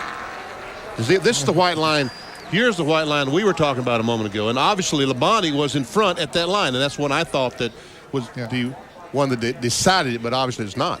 But that's already past pit road. All right, Jerry. What they're telling us down here, guys, this line right here to my left, that's the white line that they use to determine who exits the pit first. In fact, who is in the lead, instead of the yellow line. And the ladies at the end of pit road down here, those two ladies standing there are the ones who made a determination. They're the ones that said that it was 6-5 and then 2. Well, the green flag is out, and Rusty Wallace was very, very loose as he came up the hill. Well, that's one reason, because the 24 car got in the back of him, I think. They say that Rusty's on 7 cylinders, so obviously he's underpowered. It doesn't look like he's underpowered there. No, he comes up that hill pretty good. Moves right up on Terry Labonte. Now, the 37 car of Jeremy Mayfield is on the lead lap, but just barely. Just on the tail end of the lead lap. He is in 31st position. You'd like to see another caution flag before they get back to the start-finish line if he can stay out in front. Mark Martin had turned 7, because Jeremy, I don't think, pitted, and Rusty, we see him get a little sideways. I don't think Jeremy pitted, so his tires are worn. There goes Jeremy. Mark looks like he's on the inside. Yes, he is. There goes Terry Labonte. Now, this could help Mark. Watch him pull away. Watch this acceleration as Mark just pulls away from the 5 car. And Rusty's going to have to stay behind the 37 car, but the 37 pulled away from him, so that was not a problem. Now Rusty moves back a little bit closer to him, but he'll have to stay behind him at least through the S's. So Mark Martin will get a long way ahead of Rusty Wallace and Jeff Gordon. 28 laps to go in this race. Off of corner 10, down the straightaway, and headed toward turn 11. And even now, Rusty Wallace is not going to be able to pass Jeremy Mayfield. Let's take a look at the Bud race recap. Mark Martin has led 42 of the 46 laps, so he has picked up the 5 bonus points for leading the most laps. 4 lead changes. 1 caution period lasted 4 laps. The average speed is 78.4 miles an hour. Here are the drivers that have led: Mark Martin, Rusty Wallace, and Dale Jarrett. And as far as cars out of the race, they include Lance Hoover, Gary Bradbury, and Jeff Bodine. Everybody else is still out there. Rusty got up on the bumps there. Here's Jeff. It cost him, Jeff Gordon trying to go on the inside of him. Ooh. Couldn't quite make it.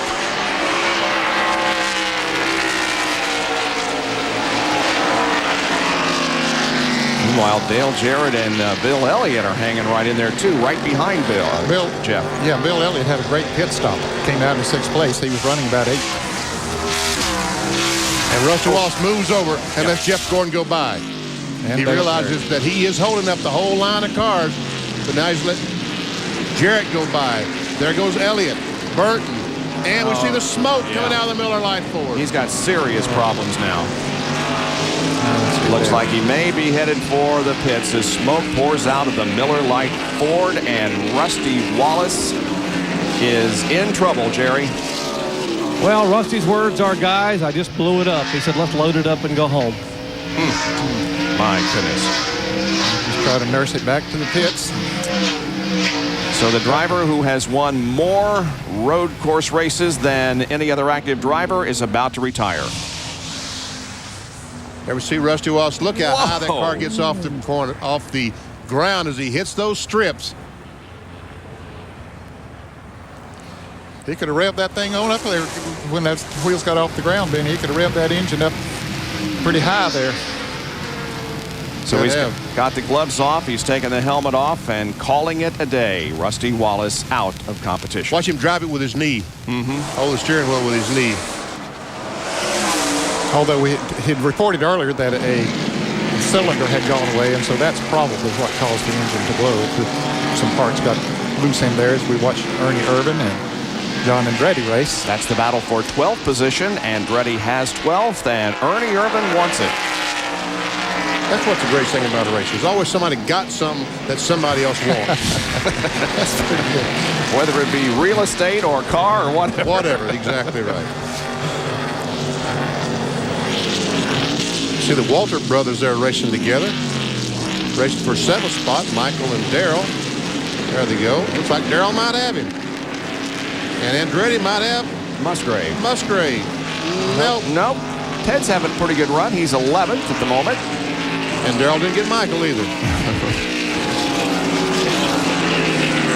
Bobby Labonte now has worked his way up to 10th. Uh-oh, that's the wrong way. Somebody's going the wrong way. I think it's Mike Wallace. In the spam car. He's just got to find a place he can turn that thing around. That's up in turn 7. There he found him a wide spot. He was running 24th, and he lost about 6 or 7 spots as those cars eased by him while he was sitting there in the middle of the racetrack. Yeah, he's going to be back to about 29th position, the last car on the lead lap. He hustles down through the S's, and Bill Weber is with Rusty Wallace. Well, I know you're disappointed. What happened? I over-revved the thing about halfway through the race, and I must have tagged a valve. It started missing after that, and it was running on about 7.5 cylinders, which was still okay. I was able to keep up and maybe even be a little faster, but then with about 2 laps ago, it lost a whole entire cylinder then and started seizing up, and so I had to shut it down. You got really high in one of the turns out there coming off the ripple strips. Did that contribute to it? No, that wouldn't have nothing to do with it. What happened, I got in real deep, real hot, missed a shift, and got the motor way up there. And it was my own fault. That's about it. You thought this was going to be your day, didn't you? Well, the car's fast as lightning. It was just flying. And early in the race, it took the lead and got down in turn 7 too hot. I mean, I made 2 big mistakes today that I normally don't make. Running off the course right there, and when I had probably the best car out there for sure, and then over-revving the thing. So sometimes you got a good day, sometimes you got bad. That was all my fault today. I had to go home and soup it back up. Okay, and he's got a good qualifying spot already for Talladega next week. Hut Strickland has just exited the pit area from being in because of a right front that was flat. As we see Mark Martin leading Terry Labonte still, as we see Hut Strickland go out on the track. Rusty Wallace mentioned that he might have been faster as a result of running on what he calls 7.5 cylinders. The reason that it might have been a little bit faster, he didn't have as much power off the turns. As the track gets slicker, he was able to get a little better traction coming off the turns. Look how close Terry Labonte is now to the leader, Mark Martin. Terry Labonte has won 2 road course races, both of them at Riverside, one in 84, one in 85. He has never won here at Sears Point. But his best finish was a second back in 92. But he's a serious contender here today. Yes, he is. There's old DW, who's able to get by Michael. He has moved into 7th spot, as you see on the pylon. How about that? Great run for Darrell Walker today. Good battle in front of him there as Jeff Burton and Bill Elliott go at it for the 5th and 6th places. Bill Elliott has the 5th spot right there, the 94 and the 99. 5th and 6th. Here's Burton looking inside. He may outbreak Elliott, and I believe he's going to get the position. Well, let's see if he can get traction off the turn. Yep. Yes, he did. How about that? Yeah. Bill Weber is down in Hut Strickland's pit area with the tire that just came off Hut's car. Yeah, you don't want to open your trunk and find this one as your spare. This is what happens when the brake duct rubs against the inside of your tire. It doesn't last too long. You have to come in and get a new one. So disappointment for Hut Strickland. Had to come in and get a tire. And frustrating day. We talked earlier about how you have to have a perfect setup when you come to a road course. There's really no margin for error here. And obviously that cost Hut. So Mark Martin has about a 5-car length advantage on Terry Labonte. Jeff Gordon is running 3rd, then Dale Jarrett and Jeff Burton.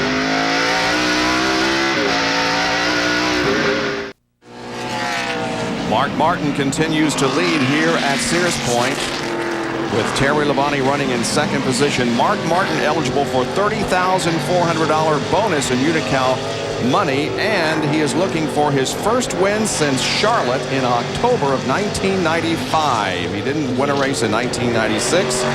He's in the lead at the moment.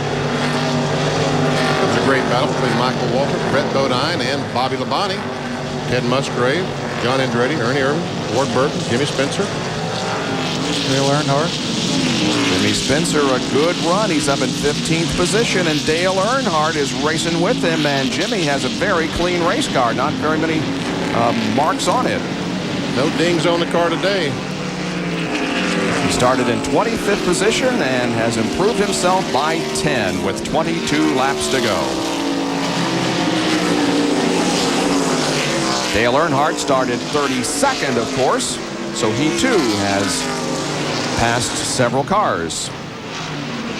The 5th place car is the 99 of Jeff Burton, and Bill Weber has a report from his pit area. Well, you have to be good and you have to be lucky to win here at Sears Point. I want to show you the right front, check that, the left front tire that Jeff Burton started this race on. The tire looks fine, but come around here and look at the rim. He rubbed with Robbie Gordon and it literally peeled the rim away. You can see what the crew thinks about it, ouch. But it did not do any damage other than peeling the rim away. So Jeff was very lucky in that situation. He's in a brand new car that they brought here. And you can see here that the valve stem has been broken away as well. So Jeff was very lucky. Now in that new car that he's driving, there's a lot of Mark Martin in that car because when they came here a year ago, Jeff and Mark worked together. In fact, those cars, the 6 and the 99, are about as similar as they can be without the same guy driving it. And one other similarity they have is that Jeff Burton cannot reach the finish either. He can only go about 26 laps on a full load of fuel. And we have a full course caution. The 81 of Kenny Wallace is up in the tire barrier. We see him moving around in there, so hopefully he's okay.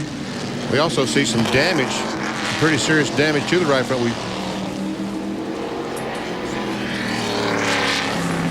Car is up in the tires on the hill. There's the crew watching TV trying to figure out what happened to the car. They don't see that. They want to see this. Wow, he had quite a ride up there, I would guess. Let's take a look at it. There he goes off course. Down in the carousel. Wow. Just shot straight up in there. And, Looks like he might have locked up the rear brakes going in the corner, started the thing wheel hopping, and just had to back off the brakes. And so for the second time this afternoon, the caution flag comes out. This is going to bunch up the field and allow them to make pit stops. Once again, we'll take a break while they get bunched up and be back in just a moment with more. Caution is out for the second time here at Sears Point because Kenny Wallace has run up the hill into the tires. As you can see, he is okay and looking underneath the car. Well, he's trying to figure out someplace to put the hook. See the big hook there? Kenny wants to put the hook around there and not hurt anything, so he's the guy trying to figure out. This occurred as they came into turn number 6. Right, and they're running about 80 miles per hour as they go in the corner. And he goes in and just locks up. I guess he started hopping the rear wheels. He locks up the brakes. The left front just goes, car goes straight. When the front starts sliding, the car just goes straight. And watch this impact as he goes in the tire barrier. That guy was quick on that yellow flag, wasn't he? Yeah, he was. Boom. Heavy contact. Ernie Irvan has come into the pit, so has Bill Elliott. Mark must be going to gamble. Mark must be going to gamble these caution flags that he can make it. apparently Bill Elliott had slid off the track or something. He had dropped from 5th place back to 14th place. So he must have gotten off track somewhere or lost a lot of ground. And so once he got that far back, he decided, well, I better come in and get me some new tires and top off the fuel, be sure I got enough to go the rest of the way. Right side work is complete on Ernie Irvan's car. Now they're in Kyle Petty's pit along with Bill Elliott. Crew's going over to the left side of Kyle Petty's car. Bill Weber has more on the 94 car. Yeah, Bill Elliott had radioed in. He felt like something came loose in the drive shaft. So they've got a crew member underneath that car trying to check that out. But he had a vibration, thinks it may be something in the drive shaft. Okay, so that's what caused him to lose those positions out on the racetrack. That caution was a blessing for him. Kenny Wallace getting back in his car as the wrecker gets hooked up to the Square D Ford number 81. And Jerry Punch has more on the strategy being employed here by the leaders. We showed you the calculations a little bit ago in the Valvoline pits. Now, it's going to be very, very close. They think now, based on their most recent calculations and the caution laps, that they can make it. They had a long discussion with Jack Roush and Steve Mill on top of that wagon right there about the possibility of making a pit stop. Steve said, we sort of wanted to pit, but we wanted to make everyone else think we had to pit, and they did not come on pit road. However, the car number 5 can make it, and some concern in the 24 pit. I talked to Michael Landis, Jeff Gordon's gas man, because of some spillage on that last pit stop. Landis's calculations say that the 24 car can make it to lap 72 and a half. Folks, it's a 74-lap race. Yeah, that ain't enough. There's Jeff Gordon, and right behind him is Dale Jarrett as they continue to clean up here after Kenny Wallace's accident.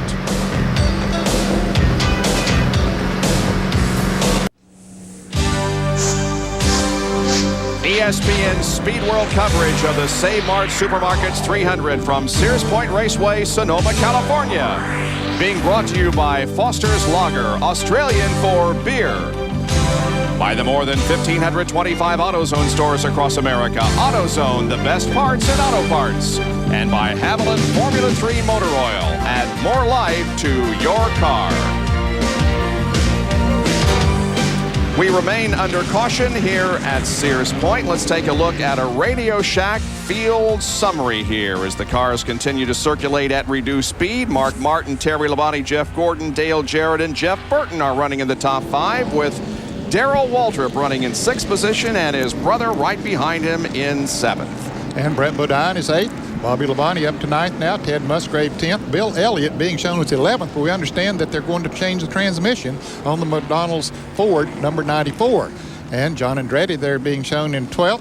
Ernie Irvin 13th. Ward Burton 14th. And Jimmy Spencer 15th. 16 through 30 this afternoon. Earnhardt's back there in 16th. Morgan Shepherd, Kyle Petty, Mike Skinner, Steve Grissom, Wally Dallenbach, Sterling Marlin, Bobby Hamilton, Dave Marcus, Johnny Benson, Derek Cope, Mike Wallace, Butch Gilliland, Mike Hubert, and Kenny Wallace was credited for 30th with the laps he's run, but I don't think he'll finish that high this afternoon. Well, a la Dale Earnhardt at Daytona, he got back in the car. We're talking about Kenny Wallace, and he drove the car to pit road. As you can see, the drivers that are currently 31st through 44th with just 4 cars out of the race. Now, the rundown that we have just shown you was the last full lap under green that they're in. We've had a few cars that have made pit stops since then, so that would jumble them up a little bit.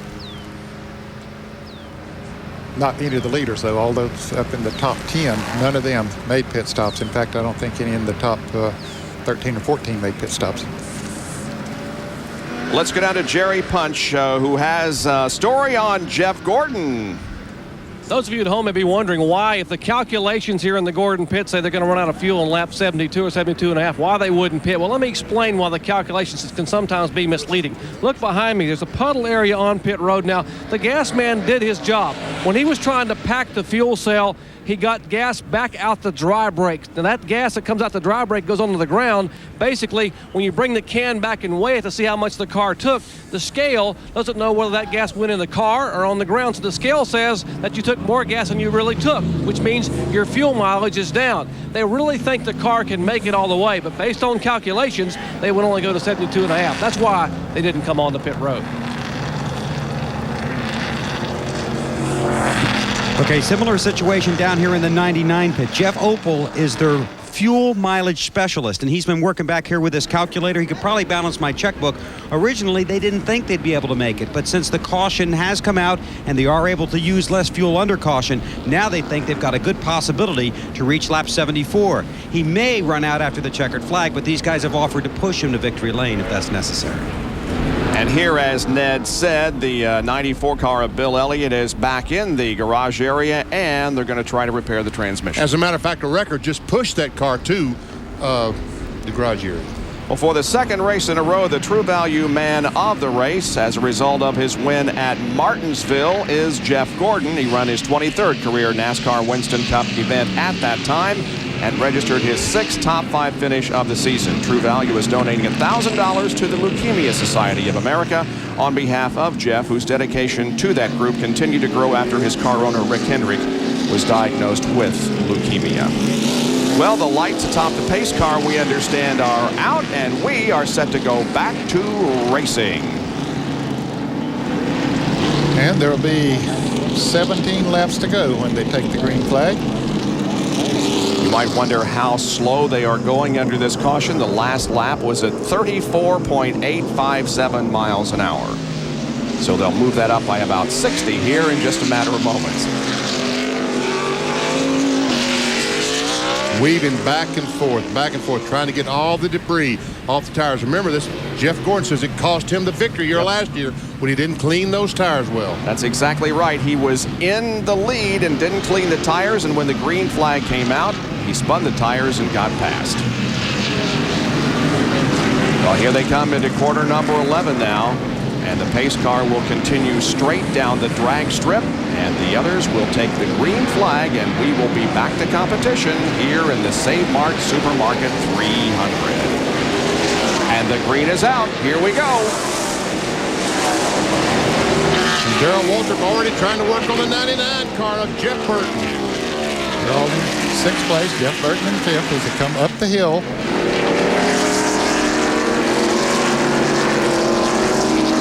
Just a beautiful overhead shot here from the Pennzoil copter cam as they come up the hill now. They peak right there and start downhill now to turn 4. And when you see that mountain on the right, that's the mountain we're talking about moving. That was a mountain last year. They have moved it someplace else to give the fans better visibility around this racetrack. We'll probably see more on this road course than any other road course I've ever been to, as far as the fans are concerned. And it's going to get better. There's the carousel. Oh, John Andretti is spun. John had made a pit stop, I believe, and was in 22nd position, but he's going to go back to the back. There are 27 cars still being shown on the lead lap, so it cost him 4 or 5 positions. And here they come through corner number 11. It's still Mark Martin showing the way. Labonte right on his heels. Turn number 7 that they came off of there and headed down through the S's. And right there, they're running about 135 miles an hour. That's about where Bobby Labonte hit the other day in qualifying. Through turn 10, about 100 miles an hour. Now they accelerate to 125 miles an hour before they slam on the brakes, downshift, and get down to 40 miles per hour. 3,500 in second gear.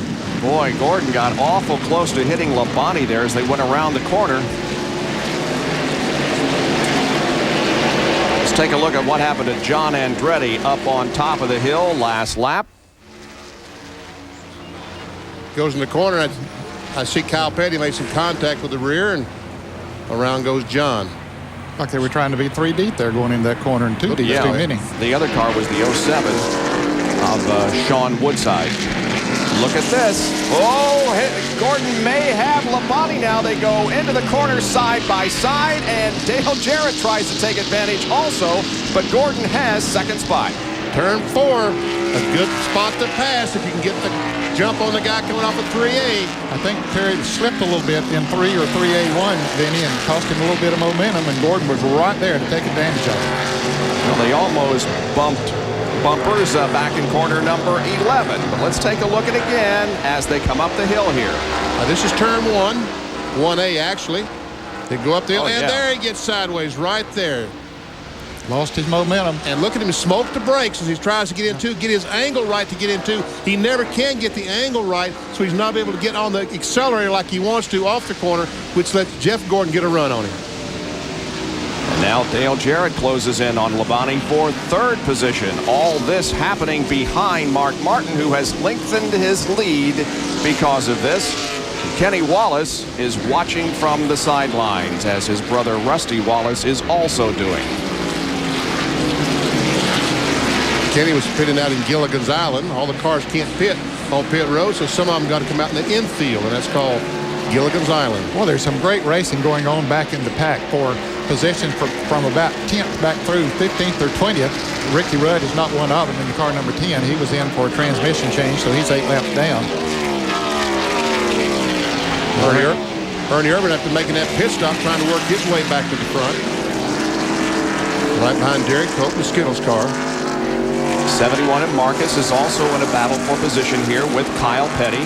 Here's Brett Bodine and Michael Waltrip and Bobby Labonte.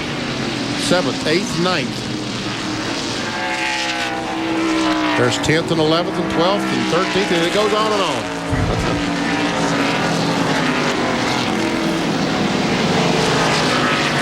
Down through the carousel once again, turn number 6. Michael Waltrip holding on to that position, which is 8th. Now let's see if Bobby can make a move here on the straightaway, headed for turn number 7. Oh, looks like Derek Cope got off in the grass there, got wheels off the racetrack, and the yellow flag was waving there by the corner worker. Yeah, that was a corner flag. That was not a course flag. But man, look at the spots that Derek is losing. Mike Wallace tries to go by the 91 car. So good racing indeed going on throughout the pack here, but at the moment, Mart Martin is the leader over Gordon, Labonte, Jarrett, and Burton. 14 laps to go in the Save Mart Supermarkets 300, the 9th race of the season for the NASCAR Winston Cup Series. And another race comes to you this coming Saturday. It's the rescheduled rained-out event at Talladega. We begin it all Saturday at 1 o'clock Eastern Time with NASCAR Today on ESPN2. And then we'll pick up our live coverage of the Winston 500 at 1:30 Eastern Time this coming Saturday here on ESPN, the high banks of Talladega Super Speedway. Well, before we went to break, we saw that Derek Cope had spun, and that's how he did it. Yeah, Derek Cope goes around, a little help from Ernie Irvin in the back of the Skittles Pontiac, and tell you what, Derek does a 360, continues on, but he did lose several positions. He's back now in 24th position. And we got a good battle for 12th position going on between Jimmy Spencer and Dale Earnhardt. And boy, Earnhardt has come up through after a 32nd place start. He's bouncing that thing off of those banks down on the inside, or the curbing, or whatever you want to call it. So there are some ripple strips at some places. How about that one car, Morgan Shepherd? Yep. Took a provisional, didn't he, to start the race? Yep, running 15th now. And there's the 31 car of Mike Skinner also involved in this little battle. There he is behind Morgan Shepherd, the leading rookie contender in the series this year. And here comes another Radio Shack Field summary, and look at Earnhardt driving the wheels off of it. And so is Jimmy Spencer. All these guys, really. That's a shortcut, didn't work. It was a little bit of a long cut that time. By the way, Bill Elliott has completed repairs on his car and is back on the racetrack. But unfortunately, Morgan just about 5 missed the laps corner. down. Yeah.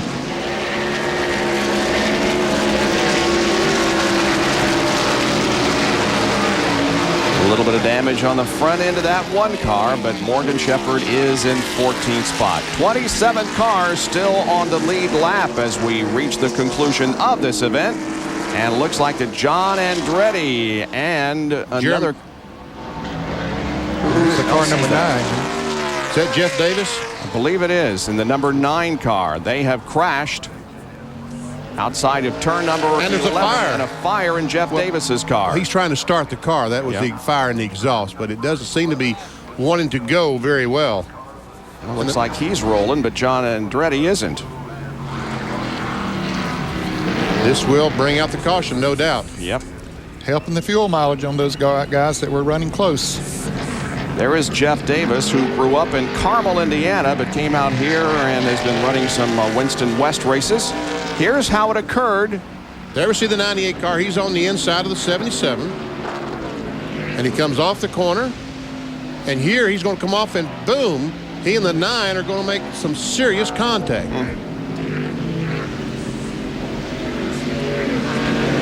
I guess John felt like once he got by the 77, that the racetrack was clean, he could go back up against the outside retaining wall. But unfortunately, the 9 car of Jeff Davis was there.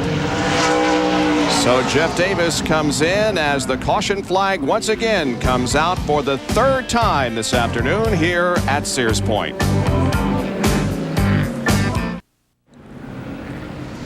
Welcome back to Sears Point. You can see in the distance the Golden Gate Bridge. That's about an hour drive, hour south of here at Sears Point Raceway. And our overhead shots are courtesy again of the Pennzoil Copter Cam. Tonight it might be a 3-hour drive. Yeah, there's going to be a little bit of a traffic jam getting out of here because record attendance here at this race today. We are under caution for the 3rd time because of an accident involving John Andretti and Jeff Davis. Let's take a look at it again. Well, they come into turn 11. You see the RCA Ford get down on the inside of Bobby Hill in the car number 77. The 9 car is up there, and John Andretti accelerates off the turn, accelerates right out into the 9 car, and Bob, I think their wheels sort of locked together when they came off of that turn, and he couldn't cut the car any further. Let's see. Right there, the wheels get together, and John Andretti couldn't turn the steering wheel. Pretty serious damage to both of those cars. John Andretti finally got going and continued around the racetrack. Now he has made it to the pit area. Davis drove to his pits immediately. So, third caution again out. Cleanup is continuing there at turn number 11. We're a little more than 10 laps away from the finish of this race. Great timing. Just as they come out of corner number 11 and look for the green flag, they get it. We're back to racing with 9 laps to go.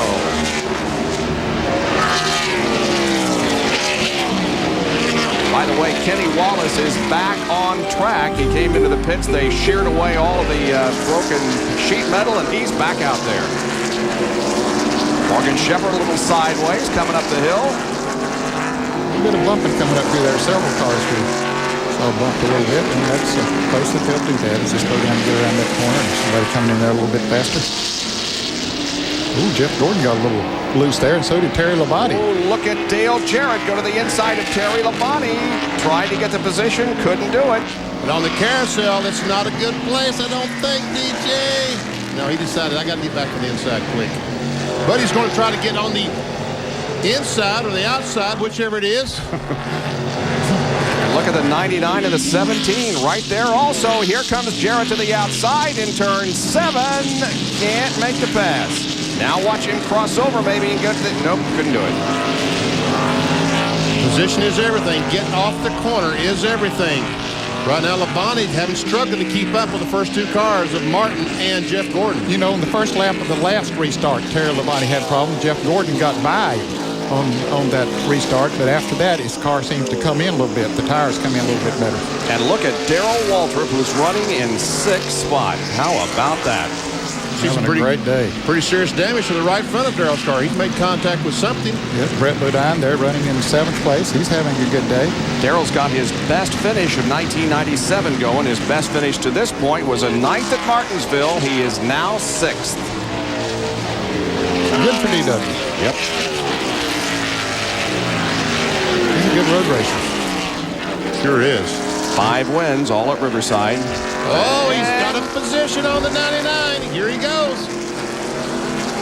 Now, but 99 has the position going into that left-hand turn. Now they go 3A and down the hill to 4. If Darrell really gets off his corner, maybe he can dive on the inside. No, can't do it.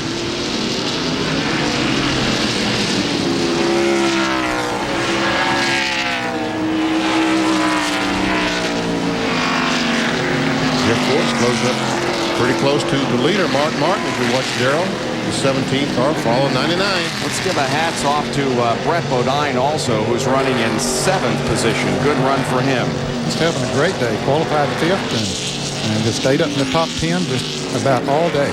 And he has his best finish going also. His best finish to this point, 10th at Bristol. And look at Jeff Gordon. He is there. Has he been saving something all day long? Wouldn't surprise me. That's his style. He's closing in. Turn 11 seems to be his favorite place to try to overtake the 6 car. This is turn 10. Charge down to 11. Is he going to try to outbrake him? Look at the nose of that car dive as he slams on the brakes. Can't do it this time. He was in close. Man. Mark will accelerate off the turn. Didn't pick, well, about a car length he picked up coming off the turn. Well, Mark Martin has gone 42 races without a win. But during that time, he's had 17 top 5s, 40%. 69% of the time, he's finished in the top 10.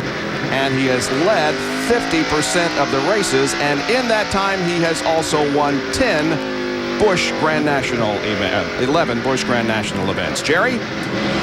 And Bob, he has won 3 times on road courses, but all 3 have come at Watkins Glen. He has never won at Sears Point. He came so close here 2 years ago. Remember? 2 laps to go in turn 6. He slipped a little bit to the middle of the groove. Earnhardt made the move and got his first ever and only road course victory. I asked Steve Neal a moment ago, what about it in the final lap of the season? I can tell you one thing, Doc. With 2 to go, Mark Martin is going to be hugging that inside groove big time in the carousel. Well, we're getting down to it here. And the 99 car of Jeff Burton just drove off the course, we understand. But Darrell Waltrip up into 5th spot. Well, let's see what happened to Jeff Burton. He was running in 5th, and there he is. Apparently got in there a little bit too hard, put the brakes on. Almost the same point that Kenny Wallace crashed. Yep, but he wasn't going as fast, and he was able to get it back on track, but he lost several positions. In fact, he dropped back to about 11th. Once again, headed for turn number 11.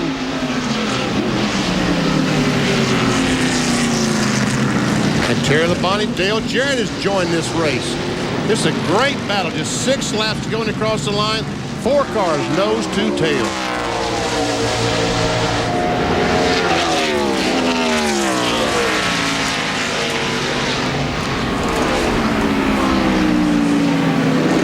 There's DW back there in 5th place.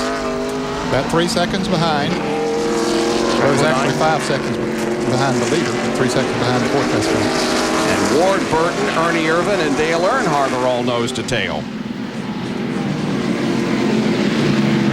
And they are battling for 12th, 13th, 14th, 11th, 12th, 13th, and 14th. Earnhardt's in 13th.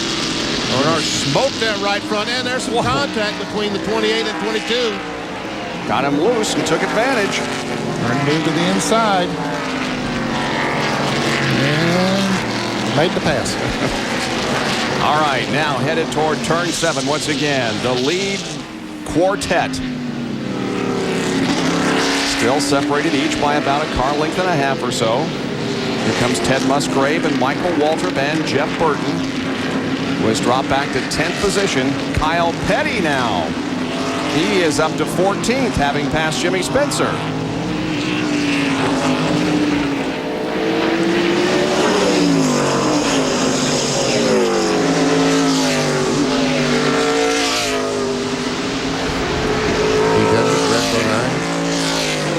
Labonte up to 7th now. That last lap, the fastest lap, was turned by Dale Jarrett in 4th position. And we've said it many times before, it's especially... Oh, and see the smoke in the right front. I'm sorry. I was watching something else. Kyle Petty went in the corner, smoked the right front tire, and I saw that. I had to say something. I was going to say, catching somebody and passing him are 2 different things, especially on a road course. Yes. Now, what were you watching here, BP? Watch this, Kyle Petty. Yeah, it was the front tire. He was about to run all over Dale Earnhardt. Yes, boy, he was. Got that thing slowed down just in time. And he gives a whole new meaning to the term Hot Wheels. To turn 5. Up, down through the carousel, turn 6. 75 miles an hour. Now let's accelerate. Let's go back up to 135, 40 miles an hour before you slam on the brakes and start downshifting again. Just a little more than 4 laps to go, and we don't want to jinx him, but we're beginning to wonder now if the long dry spell for Mark Martin is about to end. He has certainly looked good all race long and continues to do so. And Jeff Gordon, this would be a very sweet victory for him. He lived here in Vallejo, about 20 miles away until he was, what, 13 years old? Yeah, he was born here and moved to Indiana only because the state of California wouldn't allow him to drive sprint cars. He's going for 3 in a row. He won the last 2 races at Bristol and Martinsville, Jeff Gordon. There's that battle from 5th on back. Ernie Irvin now has moved up to 11th.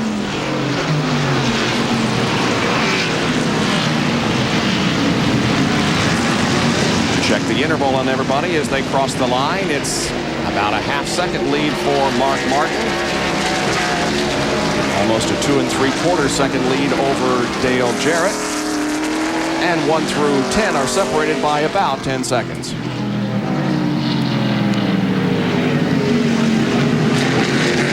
And those cars really are doing a very good job getting around this road course. 3,400-pound cars with just 11, 12-inch rubber on them. This is what we're used to seeing the Trans Am cars, the cars that weigh 2,000 pounds with wide rubber on the car. And here's a slow car in front of these leaders. Is it going to play into it up at turn 7? No. He's going to get out of the way.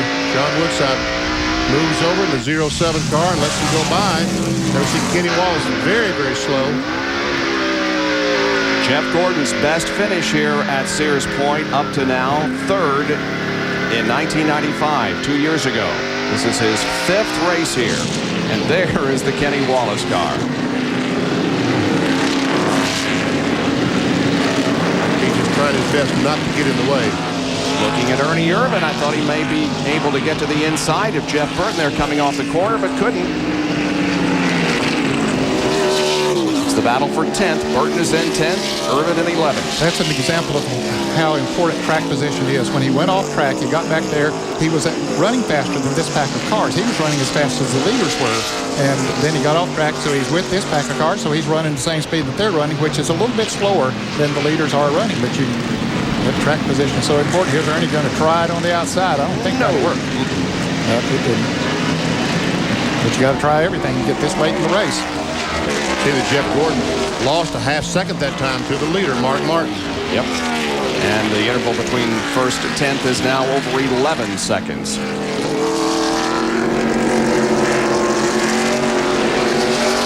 Working the 72nd lap.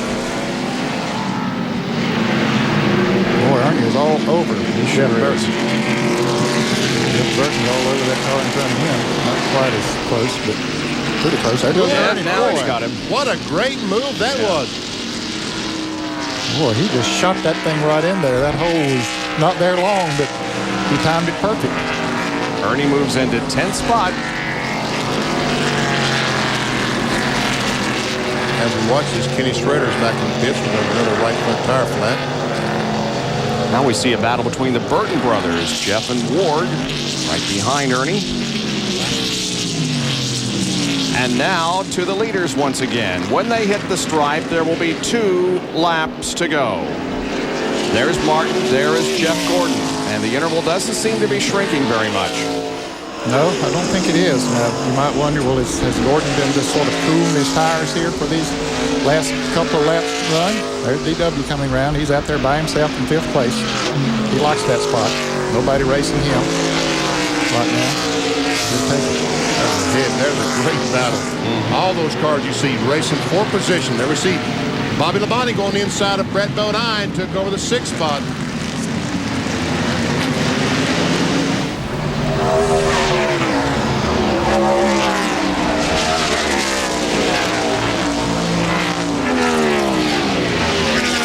Thank you, Andre. For those of you watching ESPN News, you now join the last lap and a half of this 300-kilometer race at Sears Point Raceway in Sonoma, and Bobby Labonte is spinning. Oh, he just moved into 6th place. Oh, don't think he's done a lot of damage to the Interstate Battery Chevrolet, but he's lost a lot of positions. Meanwhile, the leader is Mark Martin, and there is his advantage over Jeff Gordon as they go down through turn number 6, the carousel, hit the straightaway that connects 6 and 7. Running in 3rd place is Terry Labonte, and 4th is the 88 of Dale Jarrett. Now watch what happens to Bobby Labonte. Ooh, he missed a shift. Yep.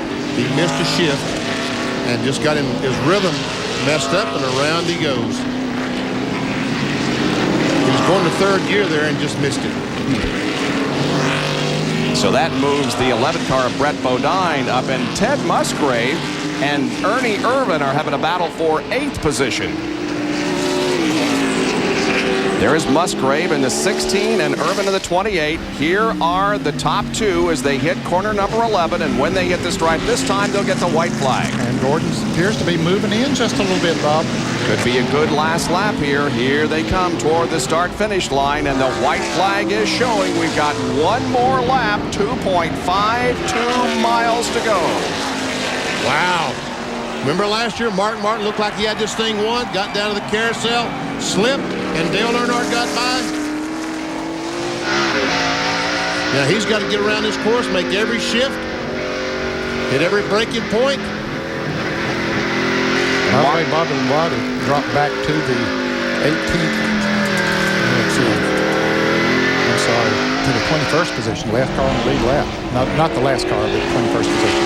To turn 5, up the carousel, turn 6. This is right where Mark Martin last time slipped. This time he's dead on the inside. Going to turn 7, he makes it through fine. Remember Rusty Wallace making the mistake here earlier, turn 7? Smoking the tires. Boy, Jeff Gordon drives in there hard. Oh, it really closes up now. They've got the S's to go. Let's see what happens. Gordon tried to go to the inside, couldn't make it happen. His last shot to pass will be down into turn 11. Mark Martin trying to break a 42-race winless streak. His last victory was at Charlotte in October of 1995. He didn't win a race all during 96.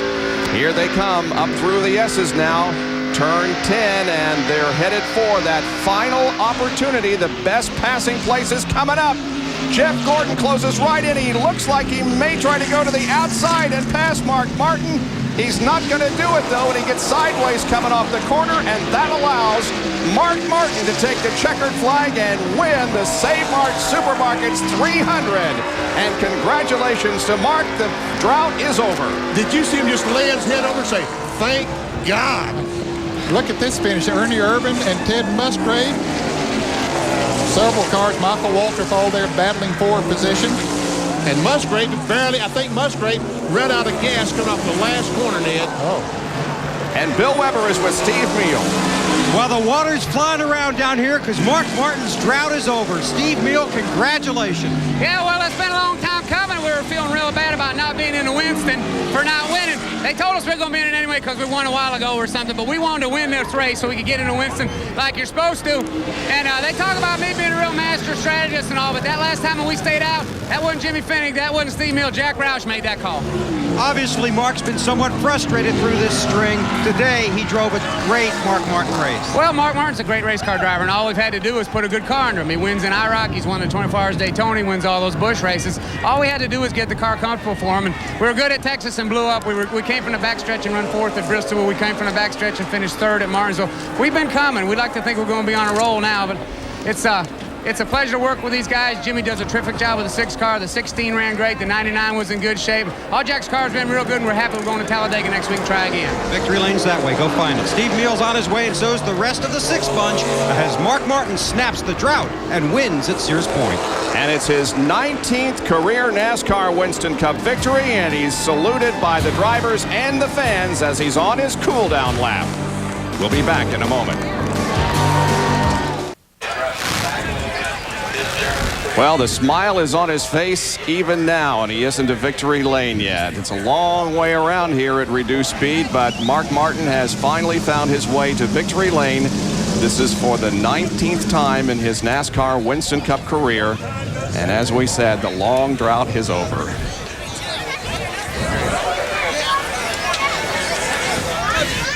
Team. There's 2 relief people. Yes. He knew it was a matter of 3 relief people. Jack Roush. Long time no see. Well, we've talked to him many times in Victory Lane in the Busch Series in the last year and a half, but not in NASCAR Winston Cup. Here he is, though.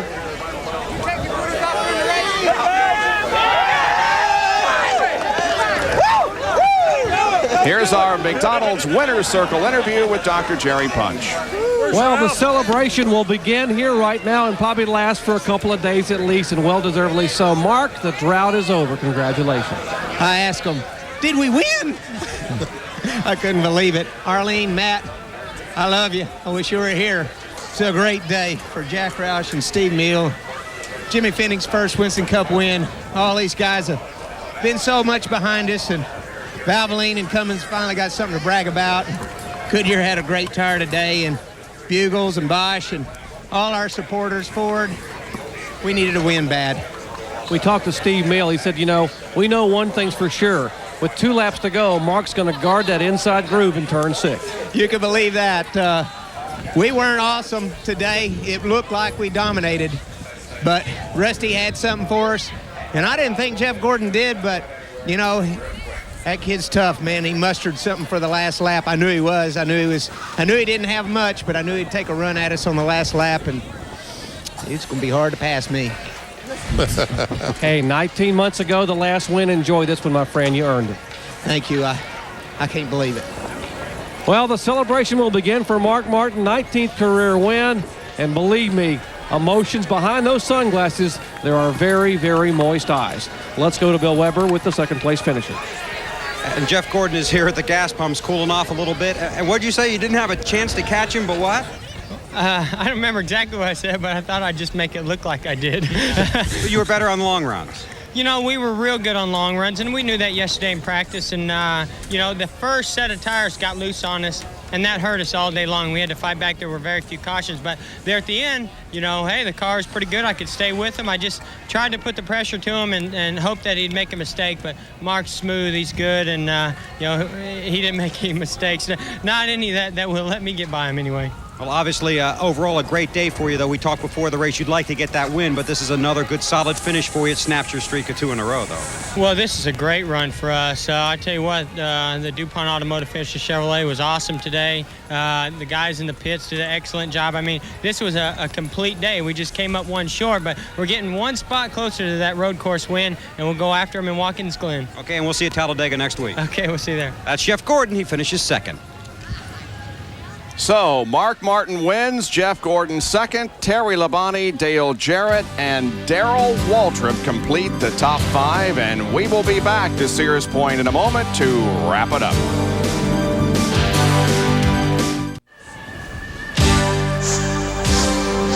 ESPN Speed World coverage of the Save Mart Supermarkets 300 from Sears Point Raceway, Sonoma, California. Being brought to you by Daytona USA, the ultimate motorsports attraction. By Pennzoil, formulated for today's stop-and-go driving. Stop, go, Pennzoil. And by Team Monte Carlo. Chevy, the cars more champions trust.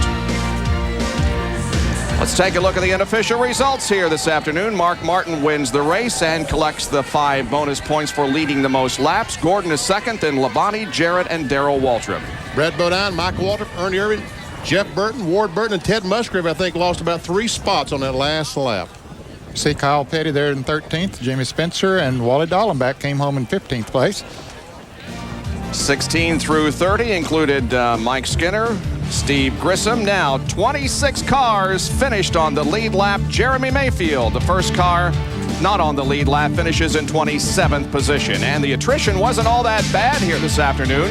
Gunselman, Rusty, Robbie Gordon, Hooper, Bradbury, and Bodine did not finish the race. There are the points. Mark Martin with the victory picked up 1 spot into 4th position. Bobby Labonte back to 5th. Burton, Earnhardt, Ward Burton, Bobby Hamilton, and Ricky Rudd complete the top 10. Next Saturday at 1 o'clock Eastern Time on the Deuce, it's NASCAR Today, followed by our live flag-to-flag coverage of the Winston 500 from Talladega Super Speedway at 1:30 Eastern Time here on ESPN. SportsCenter is coming up next here on ESPN with all the results from the world of sports on this Sunday afternoon.